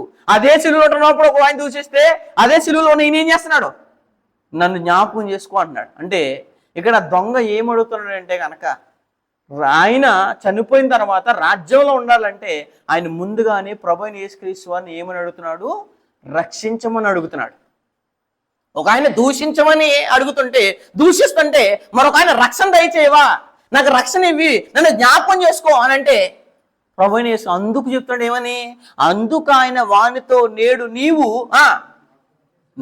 నీవు నాతో కూడా పరదేశంలో ఉందని నిశ్చయంగా ఏం చేసుకోవాలి? జ్ఞాపకం చేసుకోను అని చెప్పేశాడు. దేవుని పిల్లలైన మనము ఈ మరొక దొంగను చూసి ఏం నేర్చుకోవాలంటే కనుక, తండ్రి పనిలో ఉన్నప్పుడు మానసికంగా ఎన్ని పరిస్థితుల్లో ఎన్ని నిందించినా, ఎంత అవమానించినా సరే ప్రభువైన యేసుక్రీస్తు వారు ఒక దొంగ అవమానిస్తుంటే మరొక దొంగ ఏమంటున్నాడు? జ్ఞాపకం. ఇప్పుడు ఈయనకి రిప్లై ఇవ్వాలంటే మొదటి దొంగకి రిప్లై ఇవ్వలేదు, కానీ మరొక దొంగకి ఏం చేస్తున్నాడు? రిప్లై ఇస్తున్నాడంటే ఆయన పరిస్థితి బాగోపోయినా ఒక ఆత్మని రక్షించాలనే ఉద్దేశం మర్చిపోవట్లేదే. ఒక ఆత్మ అడుగుతున్నప్పుడు ఈ టైంలో కూడా నేను ఏం చేయాలి? నా పరిస్థితి బాగోపోయినా, నేను ఇబ్బందికరమైన పరిస్థితిలో ఉన్నా, నేను మేకులతో వేలాడబడుతున్నా, నా పరిస్థితే బాగోలేకపోయినా, నా దేహం నుంచి నీరు కారిపోతున్నా, రక్తం నీళ్ళుగా మారిపోతున్నా, ఒక వ్యక్తి రక్షించమని అడిగితే నేనేం చేయాలి? రక్షించాలి. కన్ను మూసే టయాన్ని కూడా ప్రభువైన యేసుక్రీస్తు ఒక ఆత్మ రక్షిస్తున్నారు. ఇది రెండవ దొంగను చూసుకోవడం మనం ఏం చేసుకోవాలి? ఖచ్చితంగా మనందరం ఏం చేసుకోవాలి? నేర్చుకోవాలండి. ఎందుకంటే లోకంలో కృంగిపోయినప్పుడు కూడా ఒక వ్యక్తి వాక్యం చెప్పమన్నప్పుడు మనకి మనసు రాదు, వస్తుందా? ఎంతో మంది వేధిస్తున్నప్పుడు, ఎంతో మంది నిందిస్తున్నప్పుడు ఒక వ్యక్తి నాకు వాక్యం చెప్పు, నన్ను రక్షించంటే ఇప్పుడు నా పరిస్థితి బాగోలేదు, నేను చెప్పలేనంట. నా మూడు బాగోలేదు, నేను రాలేను, ఇప్పుడు వాక్యం చెప్పలేను, మీ దగ్గరికి రాలేదు. ఎందుకంటే నా పరిస్థితే బాగోలేదు, నా కుటుంబ పరిస్థితే బాగోలేదు, నాకే ఇబ్బందికరమైన వాతావరణం ఉన్నా, నేను రక్షించాలంటే, నీకు వాక్యం చెప్పాలంటే ఆ పరిస్థితులు మనం అయితే చెప్పం. కానీ ప్రభువైన యేసుక్రీస్తు అంత భయంకరమైన పరిస్థితుల్లో ఉన్నా, అంత వేదన పరిస్థితుల్లో ఉన్నా ఒక దొంగ అడుగుతుంటే ఏం చేస్తున్నాడు? నేడు నీవు నాతో కూడా ఎక్కడ ఉంటావు? పరదేశంలో. అంటే అక్కడ ఆ పరిస్థితిలో కూడా దొంగని ఏం చేస్తాడంటే ప్రభువైన యేసుక్రీస్తు చనిపోతుండగా కూడా ఏం చేస్తున్నాడు? ఒక ఆత్మని రక్షిస్తున్నాడండి. చదువుకొకసారి ఒక మాటని. సామెతల గ్రంథం 15వ అధ్యాయం 24వ వచనం. సామెతలు అన్నాం. అన్ని ఉన్నా సరే మనము ఏ వ్యక్తిని రక్షించలేకపోతున్నాం. అన్ని పరిస్థితులు బాగానే ఉన్నాయి, ఆరోగ్యం బాగానే ఉంది, మనకు అవయవాలు బాగానే ఉన్నాయి, అయ్యే రోగాలు లేకపోయినా, అన్ని పరిస్థితులు బాగోపోయినా ఒక ఆత్మకి వెళ్ళి వాకింగ్ చెప్పలేకపోతున్నాం అంటే ప్రభువు నేర్చుకోవడం చూసి ఏం నేర్చుకోవడం అసలు దయచేసి మనం ఆలోచించండి. దయచేసి పాతాళంలో ఒక ఆత్మను ఎప్పుడు రక్షించగలమండి మనం? అదే అన్నాడు చూడండి 15:24 ఏమన్నాడు? సామెతల గ్రంథము 15:24 పరిస్థితి బాగోలేకపోయినా ఆయనే భయంకరమైన పరిస్థితిలో ఉండగా ఒక ఆత్మ వచ్చి నన్ను రక్షించు అంటే, నన్ను నీ రాజ్యంలో చేర్చుకుంటే, నేనైతే ఇప్పుడు చేర్చుకోలేను, నాకే పరిస్థితి బాగోలేదు, నేను ఎలా చేర్చుకుంటానని అనట్లేదు ఆయన. చూడండి అక్కడ 15:24 మాట చెప్పేసాడు ఏమని? కిందనున్న పాతాళమును తప్పించుకున్న వల్లని బుద్ధిమంతుడు పరమునకు పోవు జీవ మార్గమున నడుచుకొనును. కింద పాతాలను తప్పించుకోవాలంటే ఎక్కడికి వెళ్ళాలి? పరమకు పోయే మార్గం చెప్పాలి. మనం ఈ మార్గం ఎక్కడ ఉంది? ఎవరి దగ్గర ఉంది? ఎవరి దగ్గర ఉంటే నువ్వు పరలోకం వెళ్తావు? ఏ బోధం అంటే పరలోకం వెళ్తావు? ఎలా ఉంటే నువ్వు రక్షించబడతావు అని అన్ని పరిస్థితులు బాగానే ఉన్నా చెప్పలేకపోతున్నావు అండి మనం. ఏ పరిస్థితి బాగోపోయినా, సిలువలో రక్తం కారుతున్నప్పుడు, మేకుల మధ్య వేలాడుతున్నప్పుడు, సిలువైన బరువైన సిలువ మోసి అదే సిలువకి ఆయన కొడతంటే ఆ పరిస్థితుల్లో కూడా ఒక ఆత్మను రక్షించే పని మర్చిపోవట్లేదు ఆయన. నన్ను మర్చిపోతున్నావు అంటే నీకు క్రీస్తు వారు సిలువలో పలికిన మాట అర్థం కాలేదని అర్థం. సిలువలో దొంగ నన్ను క్షమించు అని అంటే నా పరిస్థితి బాగోలేదు, నేను క్షమించట్లేదు అని అనట్లేదు. మనం అనలేదండి చాలాసార్లు, తలపొడి వస్తుందండి ప్రార్థనకు రామని, నాకు బాగోలేదని, జ్వరం వచ్చిందని, నేను ఈరోజు బైబిల్ తరగతి రానని, ఆరాధనకు రాలేకపోతున్నాను ఎందుకంటే నా పరిస్థితి బాగోలేదు, నా ఆర్థిక పరిస్థితి బాగోలేదు, అనారోగ్య పరిస్థితి బాగోలేదు, నా పరిస్థితి బాగోలేదు అన్నప్పుడు కూడా వాక్యం వెంట మర్చిపోవట్లేదు. వాక్యం అసలు బాగోలేనప్పుడు కూడా ఒక ఆత్మకి ఏం చేస్తున్నాడు ఆయన? రక్షించే కార్యక్రమం వచ్చేసి మన పరిస్థితి ఎక్కడ, ఆయన పరిస్థితి ఎక్కడ చూడండి ఒకసారి దయచేసి. పాతాళాన్ని ఏం చేయాలంట? కిందనున్న పాతాళమును, అంటే పాతాళం ఎక్కడ ఉంది? కింద ఉంది. కిందనున్న పాతాళమును తప్పించుకున్న వల్లని బుద్ధిమంతుడు పరమునకు పోవు జీవ మార్గమున ఏం చేయను? నడుచుకోవాలంటే అది మనం చెప్పాలండి. అన్ని పరిస్థితులు బాగున్నా మనకి ఎవరు చెప్పట్లేదా? ఈయన పరిస్థితి బాగోలేకపోయిన చెప్తారంటే మన పరిస్థితి బాగున్నా చెప్పట్లేదు అంటే కనుక ప్రభువైన యేసు గుణం మనకు లేదని అర్థం, అలాంటి గుణం రాలేదని అర్థం. అలాంటి గుణం రాకుండా క్రైస్తవం అని చెప్పుకోవడము, క్రీస్తుని ధరించుకున్నామని చెప్పుకోవడము, బాప్తిసం పొందామని చెప్పుకోవడం ఇది అవమానకరమే కానీ ఇది ప్రభువైన యేసుకి ఆనందకరంగా ఏమి ఉండదండి. దయచేసి ఆలోచించండి. ఎందుకంటే పరిస్థితి బాగోలేనప్పుడు కూడా ఒక ఆత్మను రక్షించే కార్యక్రమం ఉందంటే మనం ఖచ్చితంగా రావాలి. చదువుదాం మరొక మాట. యెషయా గ్రంథం 5:14 యెషయా గ్రంథం 5:14 ఒక సమాచారం తెలియజేశాడు. ఏమని? యెషయా గ్రంథము 5:14 అందుచేతనే పాతాళం ఏం చేస్తుందంట? గొప్ప ఆశ పెట్టుకుని, పాతాళంకున్న ఆశ ఏంటంటే ఎవరు మింగేదమని ఆశ ఉంది. మనకు ఉండాలి. మన గోల్ ఏంటంటే ఎవరిని, చాలా మందిని పాతాళం మింగేదమని చూస్తుంది కాబట్టి ఆ పాతాలని నా ద్వారా కొంతమంది నేను తప్పించాలి, నేను బతుకుండగా చాలా మందిని తప్పించాలి. అది దాంట్లో నీ బంధువులు ఉంటారు, నీ తల్లిదండ్రులు ఉంటారు, నీ ముఖ్య స్నేహితులు ఉంటారు, ఎవరు ఉంటారో తెలియదు కానీ పాతాళం ఆశ నేను ఏం చేయాలి? భంగం చేయాలని క్రైస్తవుడు గోలు పెట్టుకోవాలండి. ఎందుకంటే పాతాళం ఏం చేస్తుందంట? అందుచేతనే పాతాళం గొప్ప ఆశ పెట్టుకుని అపరిమితంగా, మితంలోద్దరికి అసలు ఎంతమందిని మింగేద్దామని చూస్తుంది పాతాళం. ఇది ఆపేలా క్రైస్తవుడు ఉండాలి, దీనికి విరుద్ధంగా పనిచేయాలి. అసలు పాతాళంకి ఎవరు వెళ్లకుండా నా వంతు బతుకుండగా నేను చచ్చిపోయే లోపు కొంతమంది దానికి వెళ్లకుండా, దాని ఆశను తీర్చకుండా నేను అనేక మంది చేయాలని గోల్ ఎంతమందికి ఉందండి? ఎంతమందిని రక్షించాలని ఆశ ఉంది మనకి? పరిస్థితులు అన్ని బాగుంటున్నా, మనకి అన్ని ఆరోగ్యాలు దేవుడిస్తున్నా, ఆశిస్తున్నా, ఒక ఆత్మను రక్షించలేకపోతున్నాం అని అంటే కనుక ప్రభువైన యేసుకి మనకు అసలు ఏం సంబంధం ఉందనంటే సంబంధం లేదండి. అది ఎంత ఆశ ఉందంటే మితం అంటే మితం లేదు, అపరిమితం అంటే అదే చెప్తున్నాడు అక్కడ. అందుచేతనే పాతాళము గొప్ప ఆశ పెట్టుకుని అపరిమితంగా తన నోరేం చేస్తుంది? ఎవరు చచ్చిపోతారో, మీరు ఎప్పుడు చచ్చిపోయినప్పుడు దగ్గరికి వెళ్ళి వాళ్ళు బాధపడుతుంటే శరీరంగా బాధపడతారు కానీ పాతంలో ఇక్కడ ఒక డెడ్ బాడీ చచ్చిపోతుంటే, ఒక వ్యక్తి దేవుని నెరకుండా చచ్చిపోతుంటే వెంటనే మింగేదమో చూస్తున్నాడు పాతాళం. ఈ భయం ఉందా మనకి? ఒక వ్యక్తి చచ్చిపోయాడంటే వెంటనే ఇతని పరిస్థితి ఏమైపోతుందంటే వెంటనే పాతాళం మింగేద్దు కదా. ఆ పాతాళంకి వెళ్ళకుండా నేను చెయ్యాలి కదా, ఎంతో కొంత నేను ప్రయత్నం చేయాలి కదా అనే ఆలోచన మనకు ఉందండి. అసలే అదే అన్నాడు. ఏమని? వారిలో గనుడు ఉన్నాడా? గనుడు వెళ్ళిపోతాడు, గనులు మింగేద్ది. సామాన్యుడు వెళ్ళిపోద్ది. మోస చేయవారును హర్షించేవారును ఏ ఒక్కరు తేడా లేకుండా, కుల మత బాధలు ఈ వ్యత్యాసం లేకుండా గనుల్ని, తక్కువ వారిని, సామాన్య ప్రతి ఒక్కరిని మింగేద్దామని చూస్తుంది. ఒక డెడ్ బాడీ భూమి మీద కనపడింది అని అంటే ఆ ఆత్మ ఎక్కడికి వెళ్ళిపోద్ది అంటే నెక్స్ట్ పాతాళంకి వెళ్ళిపోద్ది. ఈ పాతాళంకి వెళ్ళాలని అదే అంత టార్గెట్ కలిగి ఉంటే క్రైస్తవులుగా అన్ని పరిస్థితులు బాగున్నా ప్రభునేశ్వరు లాంటి పరిస్థితి సిలువలో మనకు లేకపోయినా మనము ఆత్మను రక్షించే పనిలో లేమని అంటే కనుక ఏమి నేర్చుకుంటున్నామండి ఆయన సిలువలో చెప్పిన మాటను చూసి? ఇది ఖచ్చితంగా మన అందరం ఎరగాలి. ఎందుకంటే కన్ను మూసిన తర్వాత ఎన్ని సెకండ్స్లో వెళ్ళిపోతారంటే అది కూడా చెప్పింది గ్రంథం. యోబు గ్రంథము 21వ అధ్యాయం. ఒక మనిషి చచ్చిపోయిన తర్వాత కొంచెం చచ్చిపోయిన తర్వాత కొనుగోపుడుతుంటాడు కదా, అప్పుడు వెళ్ళి చెప్దామనంటే అవకాశం ఉంటుందంటే ఉండదు. చచ్చిపోయిన తర్వాత కొద్ది నిమిషాలు నీతో తిరుగుతాడంటే అది కూడా అవకాశం లేదు. ఎన్ని సెకండ్స్లో వెళ్ళిపోద్దంటే 1 సెకండ్ వెళ్ళిపోద్దని చెప్తున్నాడు చూడండి అక్కడ. 21వ అధ్యాయము 13వ వచనం. వాడు శ్రేయస్సు కలిగి ఏం చేస్తారంట? జనాలు అనుకున్నారు ఏమంటే నేను బతుకుతున్నాను, నేను చచ్చిపోను, నాకు చాలా టైం ఉంది, నేను చాలా ఆయుష్ ఉందని అనుకుంటున్నారు. ఇదంతా మోసము. ఇది ఖచ్చితంగా మీరు ఎరగంటే ఇది గడ్డి పువ్వు లాంటిది మీ శరీరం. మీరు భూమి మీద ఉండగానే పాతాళం ఏంటో, పరదేశం ఏంటో, పరలోకం ఏంటో తెలుసుకోకుండా చచ్చిపోయారంటే ఇది భయంకరమైన పరిస్థితులకు వెళ్ళిపోతాం, ప్రమాదం పొచ్చుందని బతుకున్న ప్రతి ఒక్కడికి చావుకు ముందే చెప్పాలి క్రైస్తవుడు. ఎందుకంటే చాలా మంది శ్రేయస్ కలిగి బతుకుతున్నాం అనుకుంటున్నారు, మా దినాలు బాగానే ఉన్నాయనుకుంటున్నారు, మా పరిస్థితులు బాగానే ఉన్నాయనుకున్నారు. కానీ ఇంతలో కనపడుతున్నారు, అంతలో ఎగిరిపోతున్నారంటే వీళ్ళందరికీ మనం ఎంతవరకు చెప్పామండి?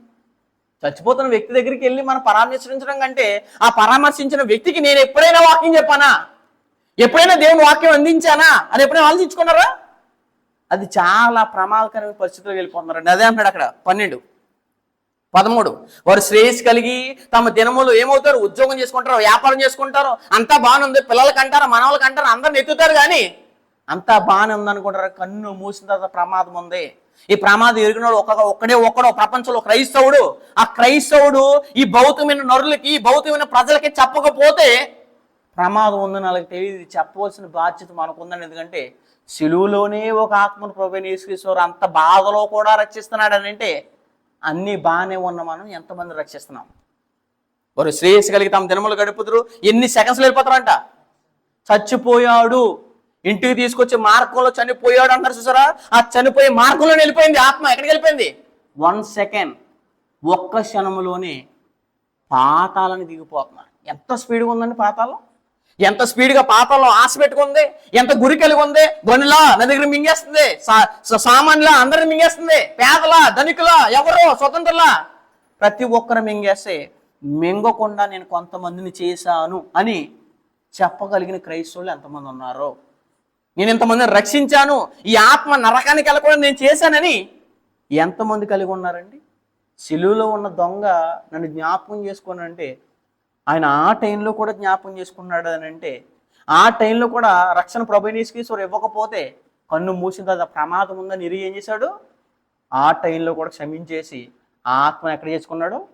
పరదేశంలో చేసుకున్నాడు. అంత మహోన్నతుడైన ప్రభువైన యేసుక్రీస్తు ఒక పక్కన దూషిస్తుంటే మరో పక్కన నాకు రక్షణ కావాలి, నన్ను జ్ఞాపకం చేసుకుని నాకు పరదేశం అని అంటే ఓ పక్క దూషిస్తున్నా ఇది పట్టించుకోకుండా మరో పక్క ఆత్మని ఏం చేసుకున్నాడంటే పట్టించుకుని పరదేశకు తీసుకెళ్ళాడంటే మనమేమో సమస్యల్ని వీటిని బోతలతో పెట్టుకుంటున్నాం. అవి విడిచిపెట్టేసి వాటిని పట్టించుకోవాల్సిన ఆత్మను పట్టించుకోవాలి కదా. ఆత్మ నరకానికి వెళ్ళిపోతుంది కదా, ఆత్మ పాతాళానికి వెళ్ళిపోతుంది కదా.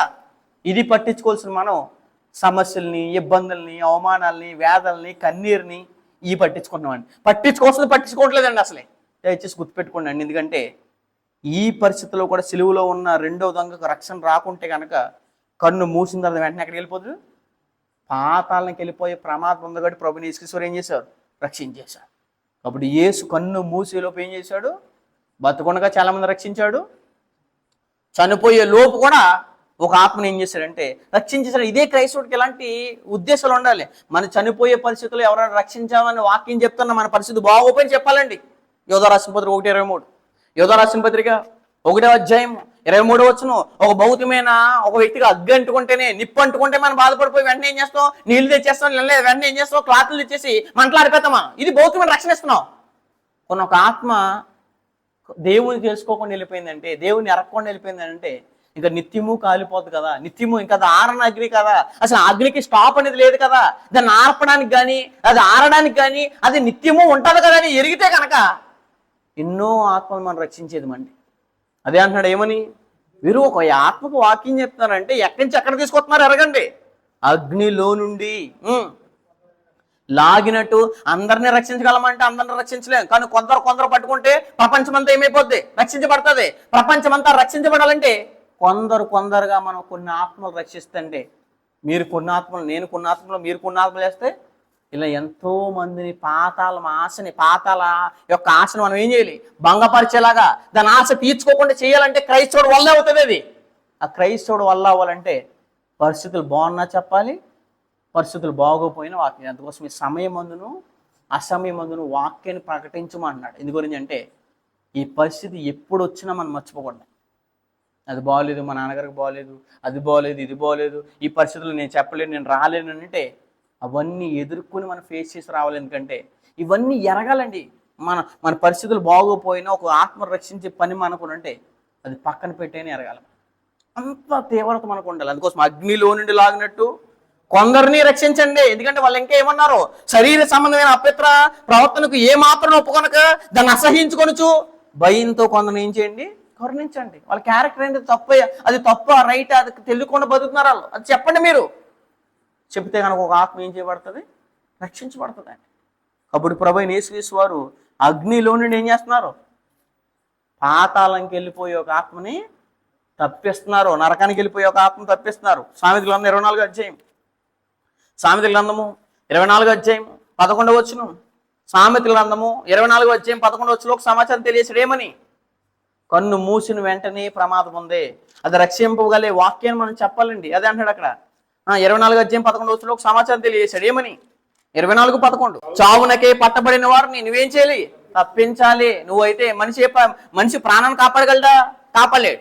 తిరిగి పోయిన ఆయుష్ని తిరిగి తీసుకురాగలరా? అవలేడు. నువ్వు ఎన్ని ప్రార్థనలు చేసినా, ఎన్ని కార్యక్రమాలు చేసినా భౌతికంగా భూమి మీద ఏ శరీర ప్రాణాన్ని కాపాడలేవు. కాపాడవలసింది ఒకటే, కాపాడగలవు ఏంటివి? తనలో ఉన్న ఆత్మని. అందుకోసమే చావునకు పట్టబడిన వారిని నువ్వేం చేయాలి? తప్పించు అగ్నికి వెళ్ళిపోతున్నావు లాగే అని. ఎవరైనా ప్రమాదంలో పడిపోతే, ఎవరైనా కాళ్ళలో పడిపోతే వెంటనే ఏం చేస్తాం? సాధ్యమైనంత వరకు పట్టేసుకుని ఏం చేస్తాం? లాగుతాం కిందకి. ఒక వ్యక్తి బ్రిడ్జ్ నుంచి కింద పడిపోతాను మనకు తెలిసి వెంటనే బండి ఆపేసి ఏం చేస్తాం? వెంటనే చేపట్టి లాగుతాం. ఒక భౌతికమైన వ్యక్తిని రక్షించే మనం ఆత్మీయ ఎందుకు రక్షించలేకపోతున్నాం? ఒకసారి దయచేసి ఆలోచించండి అండి. అదే అన్నాడు, చావునకై పట్టబడిన వారిని తప్పించుము, నాశనం మంది పడుటకు జోగుచున్న వారిని. వీళ్ళందరూ ఏం చేస్తారు? ఇష్టానుసారంగా తిరుగుతూ భూమికి కాలానికి ముందే చచ్చిపోతున్న వారు ఉన్నారు కదా, జోగుతున్న వారు ఉన్నారు కదా, వాళ్ళు తప్పించవా? నీకు బాధ్యత లేదా? అదే అన్నాడు ఏమని? నాశనం మంది పడుటకు జోగుచున్న వారిని నువ్వు రక్షింపవా అనే ప్రశ్న ఇచ్చిరండి దేవుడు.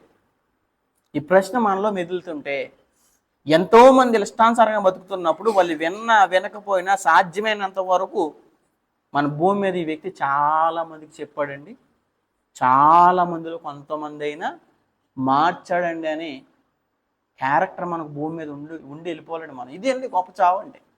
ఎందు గురించి అంటే ప్రభువైన యేసుక్రీస్తు వారు లాంటి గుణగణం మనకు వచ్చేది. అదే చెప్తున్నాడు అక్కడ. ఇలాంటిది రావాలంటే నువ్వేం చేయాలి? శక్తిగల వాక్యాన్ని వాళ్ళకి అందించాలి. యాకోబు రాసిన పత్రిక 1:21, యాకోబు రాసిన పత్రిక 1వ అధ్యాయము 21వ వచనం చదువుదాం. చాలా మంది క్యారెక్టర్ ఎలా ఉంటుందండి భూమి మీద? వెర్రవీగిపోయే క్యారెక్టర్లు ఉంటాయి. ఈ వెర్రవీగిపోయే వారిని వెర్రవీగిపోతే ప్రమాదం ఒకటి ఉందని చెప్పాలి మనం. నీలో దుష్టత్వాన్ని ఇంకా చచ్చిపోతే, దుష్టత్వాన్ని తీసివేయబడకపోతే, నువ్వు అపవిత్రతను ఇంకా వదలకపోతే కనుక ప్రమాదం కొంచెం ఉందని కన్ను మూసేలోపు చెప్పవలసిన బాధ్యత మనకు ఉంది. అదే 21 ఏమన్నాడు? మనుషులు ఎలా ఉన్నారంట? అందుచేత సమస్త కల్మషమును వెర్రవీగుచున్న దుష్టత్వం. క్యారెక్టర్ ఎలాగ ఉంటుంది కదా మనుషులది? వెర్రవీగిపోతారు. వాళ్ళు చచ్చిపోతే ఏమవుతావు అనే ప్రమాదం కూడా తెలియదండి పాపం వాళ్ళకి. వెర్రవీగుచున్న దుష్టత్వం మాని లోపల నాటబడి మీ ఆత్మలను, అంటే మనిషి శరీరాన్ని అయితే రక్షించలేని మనము ఆత్మని అయితే రక్షించవచ్చు. ఆ రక్షించాలంటే శక్తిగల లేఖనాలని, శక్తి ఉంది దీనికి. మీ ఆత్మను రక్షించడానికి శక్తిగల వాక్యమును సాత్వికంతో అంగీకరించేలా చెప్పాలండి మనం. అలా కన్ను మూసేలోపు ఎవరినైనా మనం రక్షించలేదు. ఎందుకంటే పాతాళం అపరిమితంగా నోరు తెచ్చుకున్నప్పుడు ప్రభువైన యేసుక్రీస్తు సంగతి ఎరిగాడు కాబట్టి ఆయన పరిస్థితి బాగోలేకపోయినప్పుడు కూడా ఒక వ్యక్తి దూషిస్తున్నా అది పట్టించుకోక ఇది పట్టించుకుని ఒక ఆత్మను ఏం చేశాడు? రక్షించు. మనం ఏం చేస్తున్నాం? ఇది పట్టించుకోవాల్సిన వాళ్ళం నిందల్ని, అవమానాల్ని, వేదల్ని, కన్నీరుని, దుఃఖాన్ని పట్టించుకుంటున్నాం. అంటే మనకి ప్రభువైన యేసుక్రీస్తు సంబంధం ఉండాలంటే ఈ క్యారెక్టర్స్లో సంబంధం లేదండి. ఎందుకంటే ఇలాంటి క్యారెక్టర్ మనలోకి రావాలని బతుకుండగా ఎన్నో మాట్లాడుతున్న వ్యక్తి సిలువలో కూడా ఒక మాటను వదులుతాడు. నీవు నాతో కూడా పరదేశులో ఉందువని నీతో నిశ్చయముగా చెప్పుచున్నాను అని చెప్పేశాడు. కాబట్టి దీని అంతటి నేను చేసి నేర్చుకోవాలంటే ప్రపంచము దేవుని ఎరిగే పరిస్థితుల్లో లేదు, దేవుడు ఎవరో తెలుసుకోలేకపోతుంది, దేవుని తడవలాడి కనుగొంటలేదు. కాబట్టి మనమందరము ఆయన పాపాల కోసం ప్రభువైన యేసుక్రీస్తు వచ్చారని, ఆయన మరలా వచ్చి మళ్ళీ రక్షించి భూమి మళ్ళీ వెళ్ళిపోయిన తర్వాత తిరిగి వస్తాడని, వచ్చిన తర్వాత మనకి ఎవరు ఆయన మాటని పరలోకానికి వచ్చారో, ఎవరు మాట వినకుండా మరొక లోకానికి వెళ్తున్నారో, ఇదంతా భూమి మీద ఉండగానే 60-70 సంవత్సరాల లోపే మనం ప్రతి ఒక్క మనిషికి చెప్పి వెళ్ళిపోవాలి. ఇలా చెప్పి వెళ్ళిపోతే కనుక అతడు రక్షించబడితే కొంతమంది పరలోకం వస్తారు. పరలోకం రావాలంటే ముందు ఎక్కడికి రావాలి? వాళ్ళు పరదేశికి రావాలి, కానీ ఎక్కడికి వెళ్ళకూడదు. వాళ్ళు పాతాళంలో అగాధమైన లోకానికి వెళ్ళకూడదని అంటే మనం భూమి మీద ఉండగా పరిస్థితి బాగున్నా బాగోపోయినా ఒక ఆత్మను రక్షించే పని మనం ఏం చేయకూడదు, మర్చిపోకూడదు. ఇది రెండో విషయం. మూడో మాట, ఆ మాట నుంచి ఏం నేర్చుకోవాలంటే కనుక లోకసువార్త 23:43 లోకసువార్త 23:43 ఒక సమాచారం తెలియజేస్తున్నాడు. ఏమని?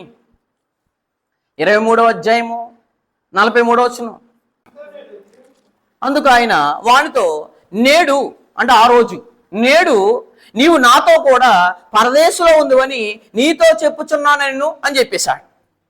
ప్రభువైన యేసుక్రీస్తు బతుకుండగా ఎన్నో సూచక్రియలు, ఎన్నో మహత్కార్యాలు, ఎన్నో అద్భుతాలు చేశాడు. ఎవరు? ప్రభువైన యేసుక్రీస్తు.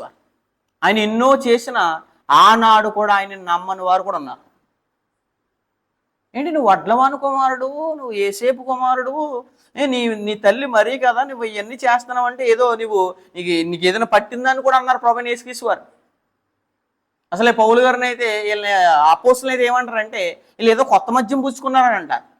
ప్రభువైన యేసుక్రీస్తు వారు బతకుండా ఎన్ని సూచక్రియలు చేసినా, మహత్కారం చేసినా నమ్మని జనాలు ఆ రోజుల్లో ఉంటే యేసును నమ్మడానికి ఆధారం లేని ఆ రోజు. ఏ రోజు? శిలువలో ఉన్నప్పుడు. శిలువలో ఉన్నాడు ప్రభువైన యేసుక్రీస్తు నమ్మని యూదులే సిలువేశారు కాబట్టి, శిలువలో వేసినప్పుడు ఆయన నమ్మని మనుషులు ఉన్నప్పుడు శిలువలో దొంగ ఏం చేస్తున్నాడు? అప్పుడు కూడా నమ్ముతున్నాడు. అదండి విశ్వాసం అంటే. అంటే నమ్మడానికి ఆధారాలు ఉన్నప్పుడు నమ్మడం కాదు, అందరూ నమ్ముతున్నారు కదని నమ్మడం కాదు. నువ్వు నిజంగా ఎరిగి ఈయనలో నాకు రక్షణ ఉంది కాబట్టి ఆ పరిస్థితిలో తన పక్కనున్న దొంగ దూషిస్తున్నా నువ్వు క్రీస్తు అయితే దిగిపోమన్నా యేసు ప్రభువులు ఏం చూసాడంటే ఈయన నా రక్షకుడు, ఈయన లేకపోతే నేను పరలోకం వెళ్ళలేను అని శిలువలో ఉన్న దొంగ నమ్మాడు. మరి ప్రభువైన యేసుక్రీస్తుని అలా నమ్ముతున్నాం మనం? చూసి నమ్మిన వారు కంటే చూడండి నమ్మిన వారు దానిలో. తోమ అవిశ్వాసం వచ్చింది కాబట్టి ప్రభువైన యేసుక్రీస్తు నా పక్కలో పెట్టు నువ్వు అప్పుడు నమ్ముతే అంటే ఈ విశ్వాసం నీకు అవిశ్వాసం ఉండకూడదు అంటాడు. అలాగే దేవుని కూడా మనము ఏదో చేస్తేనో, ఏదో కార్యక్రమాలు జరిగితేనో, లేదా ప్రభువైన యేసుక్రీస్తు ఏదో మన జీవితంలో ఏదో అనుకున్నాం ప్రార్థన చేస్తూ అది జరిగిస్తేనే ఆయన నమ్ముకోవడం, వాటి మీద ఆధారపడడం కాదు. కానీ పరిస్థితులు అనుకూలం లేనప్పుడు, నమ్మలేని పరిస్థితుల్లో ఉన్న ప్రభువైన యేసుక్రీస్తు ఎప్పుడు కూడా మనం ఏం చేయకూడదు, విడిచిపెట్టకూడదు, మర్చిపోకూడదు. యోబు తన కుటుంబం అంతా చచ్చిపోయినప్పుడు, తన ఒక్కడే మిగిలినప్పుడు, పనివారు గొడ్లు అన్నీ చచ్చిపోయినప్పుడు తండ్రిని దేవుని దూషించే మాట ఆయన నోటంట రాలి. మనకు పరిస్థితులు బాగోలేనప్పుడు, ఇబ్బందులు కలిగిన ఉన్నప్పుడు ఎంతో నమ్మిన దేవుణ్ణి అపనమ్మికతో ఏం చేస్తామంటే మనం ఇష్టానుసారమైన మాటలు మాట్లాడతాం. ఆ టైంలో కూడా మనం మాట్లాడుకోలేదు అంటే ఆ టైంలో కూడా నమ్మకాన్ని ఏం చేయకూడదు. అందుకోసం పౌలు గారు చనిపోయినప్పుడు ఏమంటారు, నేను ఏం కాపాడుకున్నా అంటే విశ్వాసాన్ని కాపాడుకున్నాను.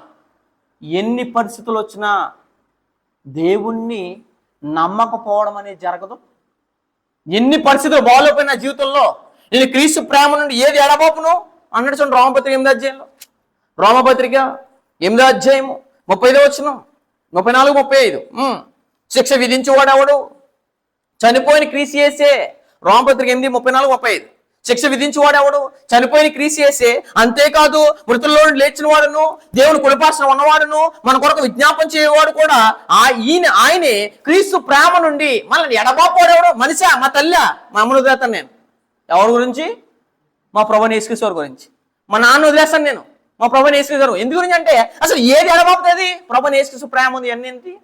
నన్ను ఎడబాపునా? ఏమి ఎడబాపులే. ఏమీ లిస్ట్ చెప్పాడు అక్కడ. ఏమని? శ్రమ ఆ శ్రమ గురించి ప్రభువైన యేసుక్రీస్తు ఒక మాట కూడా అన్నాను. శ్రమలో ఆయనే పడినప్పుడు నేనంత అనుకూల క్రైస్తవుడు. శ్రమ అయినను ఆఖరికి నా బట్టలు లేని పరిస్థితి భూమి మీద వచ్చినా నేను ప్రభువైన యేసుక్రీస్తు నమ్మకపోవడం అనేది జరగదు. పరిస్థితులు అనుకూలం లేనప్పుడు ప్రభువైన యేసుక్రీస్తు రక్షకుడు నమ్మి ప్రభువైన యేసుక్రీస్తు నన్ను పరదేశంలో జ్ఞాపకం చేసుకోని అంటే ప్రభువైన యేసుక్రీస్తు అతను నమ్మలేని పరిస్థితుల్లో నన్ను నమ్మడని ఏం చేశాడంటే రక్షించాడు ప్రభువు. మనము ఎన్నో పరిస్థితులు వచ్చినప్పుడు మనం ప్రార్థన చేయలేదా? నాకేంటి పరిస్థితి అని అనలేదా? ఏంటి నేను ఇలా అయిపోతానేంటి, నాకేంటి అవమానాలు, నాకేంటి నిందలు, నాకేంటి సమస్యలని ప్రభువైన యేసుక్రీస్తు వారితో, తండ్రి అయిన దేవునితో వాదించిన వారు ఉన్నారని అంటే ఈ టైంలో కూడా నిన్ను వదలడు అని మర్చిపోతాం కూడా మాటలు మాడుతున్నాం. దేవుడు నిన్ను విడువడు, ఎడబాయుడు. ఐసీలో ఉన్నా నువ్వు, ఐసీలో ఉన్నప్పుడు నేను ఐసీలో ఉన్న సంగతి దేవుని తెలీదా? తెలుసు. ప్రభువైన యేసు తెలీదా? తెలుసు. కానీ ఈ పరిస్థితుల్లో కూడా నన్ను దేవుడు ఏం చేయడు? వదలడు అని అంటే కనుక నమ్మకాన్ని కోల్పోము, విశ్వాసాన్ని కోల్పోము. కానీ విశ్వాసాన్ని కోల్పోతున్నాం అని అంటే మనం ఏదో అందరూ ఉన్నారు కదా, ఈ జీవితకాలం మటుకి క్రీస్తునందు నిరీక్షించిన ఎడల మనుషులను అలాగే మనం నమ్మమని అర్థం. ఏ పరిస్థితిలో వదలడు అని అంటే అది నమ్మకం, అంటే అది విశ్వాసం. అంటే శ్రమ అయినను, బాధ అయినను, హింస అయినను, కరువు, తిండి లేదు. ప్రభువైన యేసు గురించి నాకు ఏ పరిస్థితి వచ్చేదంటే వస్త్రాలు వేసుకోవడం లేవు, జీవితం అంతా బాధలే. నెక్స్ట్ ఏమన్నాడు? కరువు అంటే తిండి లేని పరిస్థితి వచ్చిన ఆ ప్రభువైన యేసు గురించి నేను ఆయన మటుకు వదలను. కరువు అయినను, వస్త్రహీనత అయినను, ఉపద్రవమైన, ఎవరైనా ఖడ్గంతో చంపేసిన నా ప్రభువైన యేసును ఒక్క మాట కూడా నేను అన్నాను. వస్త్రహీనత అయినను, ఖడ్గమైన మనల్ని ఎడబాపున ఇందులో కూర్చి వ్రాయబడింది ఏమనగా మేము దినమెల్లా ప్రభువైన యేసు నుంచి ఎప్పుడో గొర్రె వల్లే మేమే సిద్ధపడిపోయామన్నాడు. చూడండి అక్కడ, దీన్ని బట్టి దినమెల్లా మేము వదిలిపోయిన వారము, వదకు సిద్ధమైన గొర్రెలమని మేము ఎంచబడిన వారము అని చెప్పేశాడు. మరి ఎంతండి ఆయన ప్రేమ ఉందో, ఆయన సమస్యల ముందు, పరిస్థితులన్నీ బాగోలేనప్పుడు దొంగ ప్రభువైన యేసు నమ్మాడు అని అంటే ప్రపంచం తలకిందులైనా సరే, ఎన్ని జరిగినా సరే నా జీవితంలో ప్రభువైన యేసు నమ్మకపోవడం అనేది, దేవుని దూషించడం అనేది నా జీవితంలో జరగని కార్యక్రమంగా ఈ మాటలు చూసి మనం నేర్చుకోవాలి. ఎందుకంటే సిలువలో దొంగ ఎలా నమ్ముంటాడండి? అందరూ తిడుతున్నారే, అందరూ దూషిస్తున్నారే, అందరూ బల్లెపొడితో కొడుతున్నారే, నిజంగా ఈయన క్రీస్తు కాదేమో అని అనుకోవాలి. అని ఆ పరిస్థితుల్లో ఈయన నా రక్షకుడు అనుకున్నాడు అని అంటే ఈయన ద్వారా పరలోకం ఉందనంటే ఈయన ద్వారా పరలోకాన్ని ముందే అయినా ఎరిగాడు, చూశాడు. మన కొన్ని పరిస్థితులు అర్థమైపోతాయి ఏంటంటే ఏంటి ఆ పరలోకం గురించి ఇన్ని అనుభవించాలా, ఇన్ని తిట్లు తినాలా, ఇన్ని అవమానాలు పడాలంటే ఖచ్చితంగా పరలోకం ఉందని ఎరిగితే ఇవేమి మనకు కనపడవు. దృశ్యమైనవి అనిత్యములు, అదృశ్యమైనవి నిత్యములు. మేము ఏం చూడలేదు, వీటిని చూడలేదు అన్నారు నా అపోస్తలులు. కొరింథీయులకు రాసిన 2వ పత్రిక 4వ అధ్యాయం, కొరింథీయులకు రాసిన 2వ పత్రిక 4వ అధ్యాయం 17వ వచనం చదువుదాం. కొరింథీయులకు రాసిన 2వ పత్రిక 4వ అధ్యాయం 17వ వచనం, మేము దృశ్యమైన వాటిని చూడక అదృశ్యమైన వాటినే నిదానించి. దేన్ని చూస్తున్నాం? దృశ్యమైనవి, సమస్యల్ని, ఇబ్బందుల్ని, వ్యాధుల్ని చూడం మేము, దృశ్యమైన అసలు చూడం మేము. ఎందుకంటే మేము దృశ్యమైన వాటిని చూడక అదృశ్యమైన దాన్ని నిదానించి అవుతున్నాం. దాని ముందు ఇదంతా, దాని ముందు యేసుప్రభు దేశద్రోహి అంటే, యేసుప్రభు నేరస్తుడు అంటే, యేసుప్రభు దూషిస్తుంటే సిలువలో ఉన్న దొంగ ఎలా నమ్మాడండి ఆయన్ని? అదండి విశ్వాసం అంటే, అదండి నమ్మకం అంటే. అలాంటి విశ్వాసం క్రైస్తవుడికి ఉందా అసలే? మేము క్షణం మాత్రం ఉండు మా చుల్లకని శ్రమల పెద్ద బోతొద్దలు పెట్టి చూస్తున్నాయి. శ్రమలను ప్రభువైన యేసు అపోస్తలులు ఏమన్నారంటే, చులకంది ఈడు తిడుతున్నాడు నన్ను, చులకంది అన్నాడు. చులకంది అనుకున్నాడు ప్రభువైన యేసు. నువ్వు క్రీస్తు అయితే నువ్వు కిందకి దిగిపోవాలంటే, దూషిస్తున్నాడంటే అది చులకంది అనుకున్నాడు ప్రభువైన యేసు వారు. చులకని శ్రమ అంతకంతకు ఏమైపోతుందంటే మనకు ఉపయోగం అంటది. అంతకంతకు మహిమ భారము, అంతకంతకు ఎక్కువ నిత్యమైన మహిమ భారం కలిగజేసినది ఏలయనగా దృశ్యమైన. వీళ్ళందరూ తిట్టే వాళ్ళందరూ రోజు ఎగిరిపోతారని, వీళ్ళకి ప్రమాదం పొంచుందని తెలియక ఇలా మాట్లాడుతున్నారు కాబట్టి వీళ్ళు క్షమించండి అని మొదటి మాటలో చెప్పాడు. దృశ్యమైనవి అనిత్యములు, అదృశ్యమైనవి ఎలాంటివి? నిత్యములు అని చెప్పేశాడంటే దేవుణ్ణి నమ్మే అవకాశం ఉన్నప్పుడు నమ్మడం కాదు, నమ్మడం గొప్పతనం కాదు. అవకాశం లేనప్పుడు కూడా నమ్మడమే గొప్పతనం అంటే. ఏమీ లేనప్పుడు నమ్మడు. ఎవరో అబ్రహాము. రోమపత్రిక 4వ అధ్యాయం, రోమపత్రిక 4వ అధ్యాయం, ప్రపంచం ఏమీ లేనప్పుడు అసలే దేవుని నమ్మే అవకాశం లేనప్పుడే నమ్మాడు. ఎవరో ఒక నిజమైన అబ్రహాము. అదే అన్నాడు 4వ అధ్యాయం 17వ వచనంలో, తాను విశ్వసించిన దేవుని ఎదుట మృతులను సజీవులుగా చేయవాడు, చనిపోయిన వాళ్ళు లేపగలిగే దేవుడు నా దేవుడు. నమ్మరు చాలా మంది, కానీ నమ్మాడు అబ్రహాము. మృతులను సజీవులుగా చేయవాడును, లేని వాటిని ఉన్నట్టుగానే పిలిచివాడైన దేవుని ఎదుట అతడు మనందరికి ఏమై ఉన్నాడో తండ్రి అయి ఉన్నాడు అని చెప్పేసి అబ్రహాం మనకి తండ్రి అవుతాడండి. ఎందుకంటే అతని విశ్వాసానికే ఏమైపోయాడు? తండ్రి అయిపోయాడండి. ఎప్పుడు? పరిస్థితులు అనుకూలంగా ఉన్నప్పుడు కాదు, అనుకూలం లేనప్పుడు. మనం కూడా క్లిష్టమైన పరిస్థితుల్లో అన్ని బాగానే ఉన్న పరిస్థితుల్లో దేవుని నమ్మడం కాదు. మన పరిస్థితులు బాగోలేకపోయినా, ప్రతికూల పరిస్థితులు లేకపోయినా, అనుకూల పరిస్థితులు లేకపోయినా మన పరిస్థితులే మన చేతిలోకి లేకపోయినా దేవుని మీద అపనమ్మకం అనేది ఎప్పుడు రాకూడదు. దయచేసి గుర్తుపెట్టుకోండి. ఏదొచ్చినా సరే గుర్తుపెట్టుకోండి, ఏదొచ్చినా మీకు ప్రాణమే పోయినా ఒక్క సెకండ్ కూడా నీ మనసులో ఏంటి దేవుడు నాకు ఏంటి ఇలా చేస్తానని మనసులో కూడా ఎప్పుడు అనుకోడు. ప్రభుని యేసు అనుకోవచ్చు. అప్పుడేమని, అయినా పరలోక మంది ఉన్నావు కదా, ఈ దొంగ నన్ను దూషిస్తున్నారు కదా, ఏదైనా చేయొచ్చు కదా అని అనుకోవచ్చా? మానవుడైతే అలాగ అనుకుంటాడు. కానీ ప్రభుని యేసు అదే దేహంలో ఉన్న అలా అనుకోవట్లేదు అని అంటే అదే దైవ గుణము, దేవత్వపు లక్షణం అండి. మనం కూడా అంతేనండి. మనానికి అలాంటి క్యారెక్టర్ ఉండాలి. ఇన్ని కొడితే నేను నా క్యారెక్టర్ బయట పెడితే ఏమైపోదు అని అనుకుంటాం. కానీ ఇది నాది కాదు కదా, నేను మారాను కదా, నేను చేంజ్ అయ్యాను కదా అనే క్యారెక్టర్ మనలో ఉండలేదు. ఎందుకంటే అబ్రహాము దేవుణ్ణి నమ్మే అవకాశం ఉన్నప్పుడు కదా నమ్మింది. ఎప్పుడు దేవుణ్ణి నమ్మడం అవకాశం లేనప్పుడే దేవుణ్ణి నమ్మాడు. నోవహు గారు కూడా అంతే. నోవహు గారు ఎప్పుడు నమ్మారండి దేవుణ్ణి? నోవహు గారు ఎప్పుడు నమ్మారని అంటే, ఇదిగో మీ ఊరు మధ్యకి, అదిగో మీకు కనపడుతున్న సముద్రం ఉంది కదా, ఆ సముద్రం అంతా ఊరు మధ్యకి వచ్చేస్తుంది, ఆ సముద్రం అంతా ఊరిలోకి వచ్చేస్తుంది, నీ కుటుంబం కొరకు ఓడ చేసుకొని అంటే ఏంటి నాయనా, పరిస్థితి అంతా బాగానే ఉంది, ప్రకృతి అంతా బాగానే ఉంది, ఎండంతా బాగానే కాస్తుంది, సముద్రం అంట ఇక్కడ వచ్చేద్దంటే నేను నమ్మాలంట నిన్ను అని అనలేదు ఆయన. ఇలా అయితే ఇలాగే అంటారు ప్రపంచం. ఆనాడు అన్నారు. దేవుడిని ఏం చేసుకున్నారంటే నోవాహుని ఇష్టానుసారంగా మాట్లాడారు, దేవుడు కూడా అవహేళన చేశారు ఆనాడు నా విశ్వాసులు. ఇప్పుడున్న రెండవ రాకడ వస్తుందంటే నమ్మే వాళ్ళు ఎంతమంది అండి? క్రైస్తవులు మాత్రమే నమ్ముతారు. క్రైస్తవులు కాని వాళ్ళు నమ్మరు. వాళ్ళు ఇష్టానుసారంగా మాట్లాడతారు. రెండో రాకడ వచ్చేస్తుందంటే ప్రభువు యేసు వచ్చేస్తారంటే తీసుకెళ్ళిపోతారు, ఇష్టానుసారంగా మాట్లాడతారు. అలాంటప్పుడు కూడా నోవాహు దేవుడిని నమ్మాడు. నమ్మి ఏం చేశాడు, ఓడ కట్టాడు. ఓడ కట్టిన వల్ల సముద్రం ఊరిలోకి వచ్చింది, ఊరంతా తగలడిపోయింది. వీళ్ళు మాత్రం ఏం చేయబడ్డారు, రక్షించబడ్డారండి. అబ్రహాము కూడా అంతేనండి. యాకోబు రాసిన పత్రిక 2:23, యాకోబు రాసిన పత్రిక 2వ అధ్యాయం 23వ వచనం చదువుదాం. యాకోబు రాసిన పత్రిక 2వ అధ్యాయం 23వ వచనం. యాకోబు రాసిన పత్రిక 2వ అధ్యాయం 23వ వచనంలో ఒక సమాచారం తెలియజేశాడు. ఏమని? 23. కాబట్టి అబ్రహాము దేవుని నమ్మాడు. ఎప్పుడు? పరిస్థితి అనుకూలంగా ఉన్నప్పుడు కాదు, అనుకూలం లేనప్పుడు నమ్మాడు. అబ్రహాము దేవుని నమ్మెను, అది అతనికి ఎలా ఎంచబడును? నీతిగా ఎంచబడినాను. లేఖనం ఏం చెప్పబడింది? నెరవేర్చబడింది. కాబట్టి దేవునికి ఏమైపోయాడు అంటే స్నేహితుడు అయిపోయాడు. ఎవరో? అబ్రహాం. దేవునికే స్నేహితుడు అయిపోయాడు అంటాడు. మరి దేవుని స్నేహితుడని అతనికి ఏం కలిగిను? ఎప్పుడు? పరిస్థితులు అనుకోలేనప్పుడు. మన స్నేహితుని కూడా ఎప్పుడు నమ్ముతాం? అన్ని బాగానే ఇచ్చినప్పుడు నమ్ముతాం, బాగాలేనప్పుడు నమ్మం. అలాంటి శరీర సంబంధ క్యారెక్టర్ దేవునితోనూ ప్రభువుని యేసుక్రీస్తుతో మనకు ఉండకూడదు. నోవాహు గారు కూడా అంతే. చూడండి, ఆదికాండంలో నేను చెప్పిన సందర్భంతో అక్కడ ఉంటుంది. ఆదికాండం 6వ అధ్యాయం 12వ వచనం. ప్రపంచాన్ని తుడిచేస్తాను అన్నప్పుడు నమ్మాడండి. ఎవరు నమ్ముతారండి అసలే ఆ మాట? 6వ అధ్యాయం 12వ వచనం. దేవుడు భూలోకమును చూసినప్పుడు అదేమైపోయిందంట, చెడిపోయి యుండెను. భూమి మీద సమస్త శరీరాలు మార్గమును ఏం చేసుకోరంట, తమ మార్గమును చెరిపేసుకుని ఉండిరి. దేవుడు నోవాహుతో సమస్త శరీరాల మూలంగా భూమి బలాత్కారంతో నిండినది కనుక నా సన్నిధి వారికి ఏమొస్తుంది? అంతం. దేవుడు అంతం వస్తుందా? నేను నమ్మాలా అని అన్నది ఆయన. అంతం వచ్చుచున్నది. దేవుడు మాట్లాడతాడు డైరెక్ట్.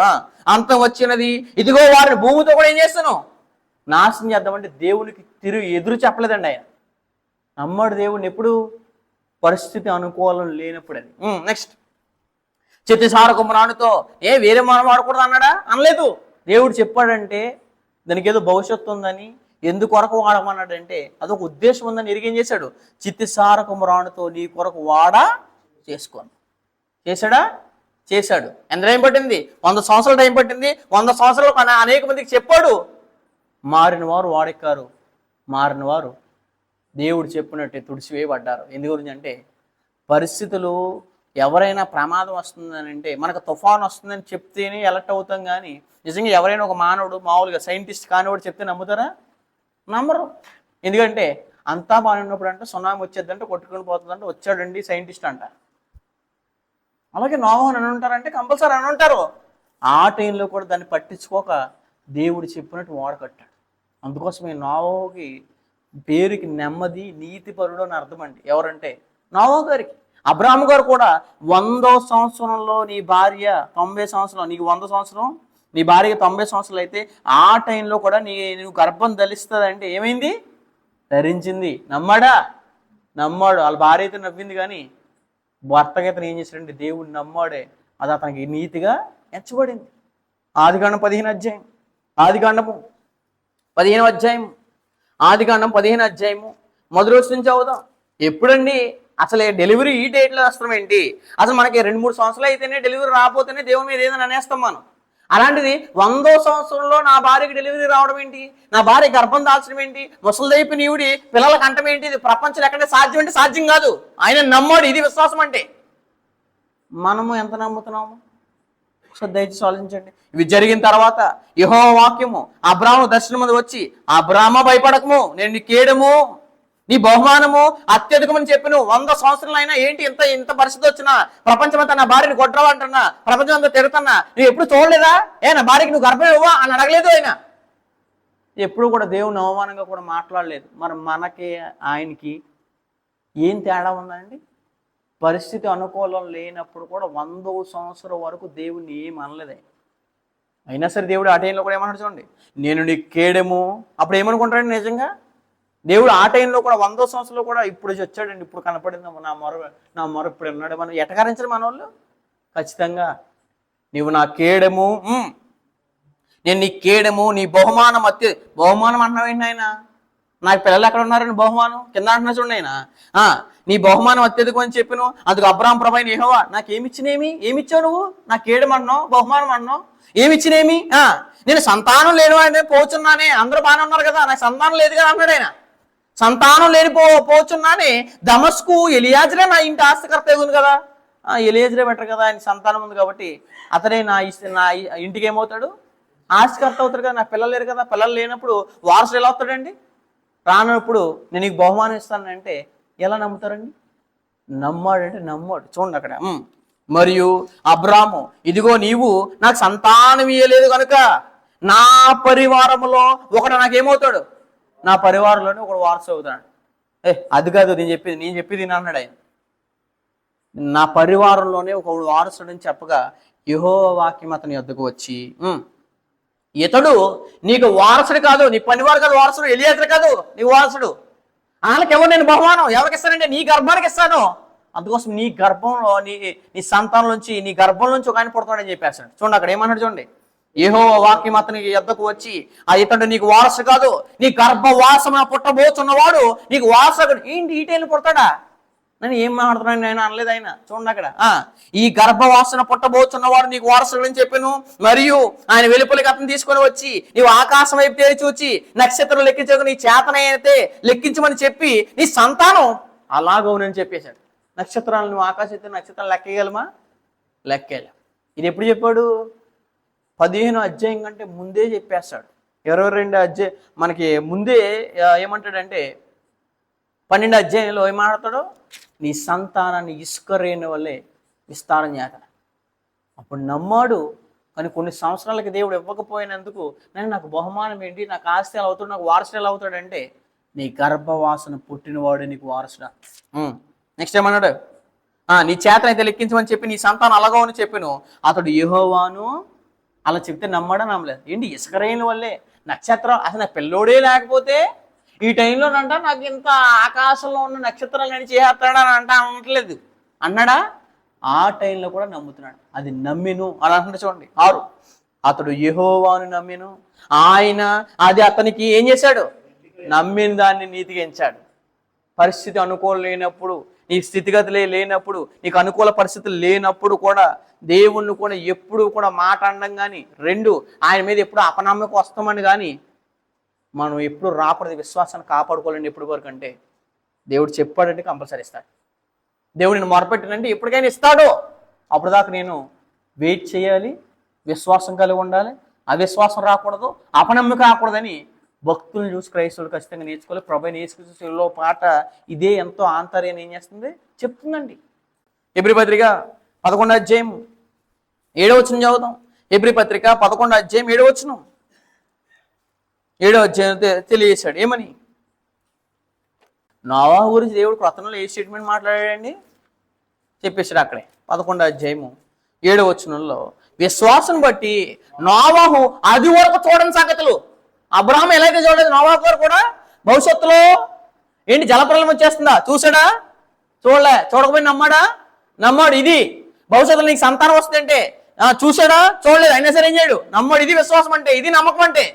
అది కూడా సిలువలో దొంగ అదే నేర్పుతుండే మనకి. ఏమేనంటే పరిస్థితులు అనుకోలేనప్పుడు ప్రభుని యేసు నమ్మలేని పరిస్థితుల్లో జనాలు ఉన్నప్పుడు నమ్మాడు. అది విశ్వాసం అంటే.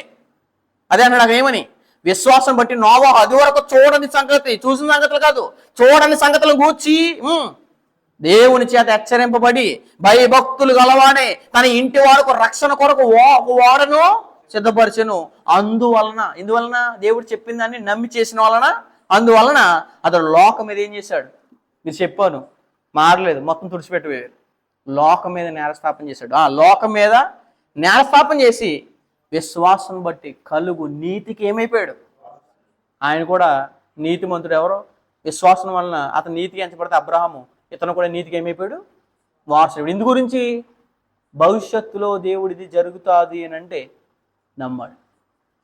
వీళ్ళు ఈ నమ్మరు. ఎవరు నమ్ముతారు? సిద్ధాంతాలని, ఎవరో అబద్ధ బోధకుల్ని. వీళ్ళకి జరుగుతలేదు. ఒక ఫ్రూట్కి ప్రార్థన చేస్తంటే, ఒక యాపిల్కి ప్రార్థన చేస్తంటే, ఈ పండు నువ్వు తినంటే నమ్మేస్తారు. వీళ్ళు అవివేకులు. దేవుడు నమ్మరండి. ఎందుకంటే దేవుడు ఇస్తాడంటే కంపల్సరీ ఇస్తాడు. అది నమ్మట్లేదు అని అంటే వీళ్ళ నమ్మకం ఎంతవరకు దేవుని మీద ఉందో ఖచ్చితంగా ఏం చేయాలి, చూడాలి. అందుకోసం రెండవ విధంగా యేసుని ఎప్పుడు నమ్ముతున్నాడు? పరిస్థితులు అనుకూలం లేనప్పుడే, అవకాశం లేనప్పుడు ఏం చేశాడు, నమ్మాడు. అప్పుడు ఈరోజు శ్రమలు వచ్చినా, నిందలు వచ్చినా, వేదనలు వచ్చినా, మనం అనుకున్న జరగపోయినా, మన దేవునికి మొరపెడుతున్నది అవ్వకపోయినా ఎప్పుడు కూడా దేవుని మీద అపనమ్మక రాకూడదు, నమ్మకం ఎప్పుడు కోల్పోకూడదు అని ఈ శిలువలో ఉన్న దొంగను చూసి మనం ఖచ్చితంగా నేర్చుకోవాలండి. ఎందుకంటే ఈ అశాశ్వతమైన లోకంలో ఏదో భౌతికమైన దాని గురించి, ఏదో భౌతికమైన దాన్ని అడిగి ఇవ్వలేనందుకు దేవుని మీద అపనమ్మిక తెచ్చుకున్నావా, దేవుడు ఉన్న లోకానికి అర్హుడు కాలేకుండా పోతాం. ఇక్కడ భౌతికమైన పోయింది, భౌతికమైనది లేదని దేవుణ్ణే వదిలేశారనుకోండి, మీ పరిస్థితి ఎంత భయంకరం అయిపోద్ది దయచేసి ఆలోచించండి. ఎందుకంటే భౌతికమైన వాటి గురించి అంత ఉన్నతుడైన దేవుణ్ణి మీద అపనమ్మిక తెచ్చుకోవడం కానీ, ప్రభువైన యేసుక్రీస్తు మీద అపనమ్మిక కలగడం కానీ మీ జీవితంలో ఎప్పుడూ కూడా జరగదు. 3 విషయాలు. ఒకటేంటిది? ఒకటి, దేవుని పనిలో ఉన్నప్పుడు ఎవరు దూషించినా పట్టించుకోకూడదు. 2, మన పరిస్థితి బాగోలేకపోయినా, ఇబ్బందికర వాతావరణంలో ఉన్న ఒక ఆత్మ మనం వచ్చి రక్షించమంటే, ఒక ఆత్మ వాక్యం చెప్పే పరిస్థితి మనకు వస్తుంటే, ఎవరికైనా దేవుని వాక్యం చెప్పాలంటే ఆ పరిస్థితిలో కూడా చెప్పాలి. ఆ పరిస్థితిలో కూడా ఆత్మల పట్ల భారం కలిగి ఉండాలి. 3, నమ్మకమే లేని పరిస్థితుల్లో, అసలు నమ్మడానికే అవకాశం లేని పరిస్థితుల్లో కూడా దేవుని నమ్మాలి. కొన్ని మన శరీర సంబంధమైన జీవితంలో 60-70 సంవత్సరాల జీవితంలో కొన్ని సమస్యలు, కొన్ని వేదనలు దేవుని మీద అపనమ్మకం వచ్చేలా చేసినా ఎప్పుడూ కూడా దాన్నైనా వదిలేరు. కానీ దేవుని మటుకు వదలకూడదు, మన ప్రభుని మటుకి వదలదు. ఇదే కాకుండా పరదేశం అంటే ఏంటి తెలుసుకున్నాం, పరలోకం అంటే ఏంటి తెలుసుకున్నాం, అగాధం అంటే ఏంటి తెలుసుకున్నాం, కింద పాతాళం అంటే ఏంటి తెలుసుకున్నాం. 2, సిలువలో దొంగ ఎలా క్షమించాడో కూడా చూసాం. మనం నెక్స్ట్ వారం మరొక మాటను ఆలోచించేద్దాం.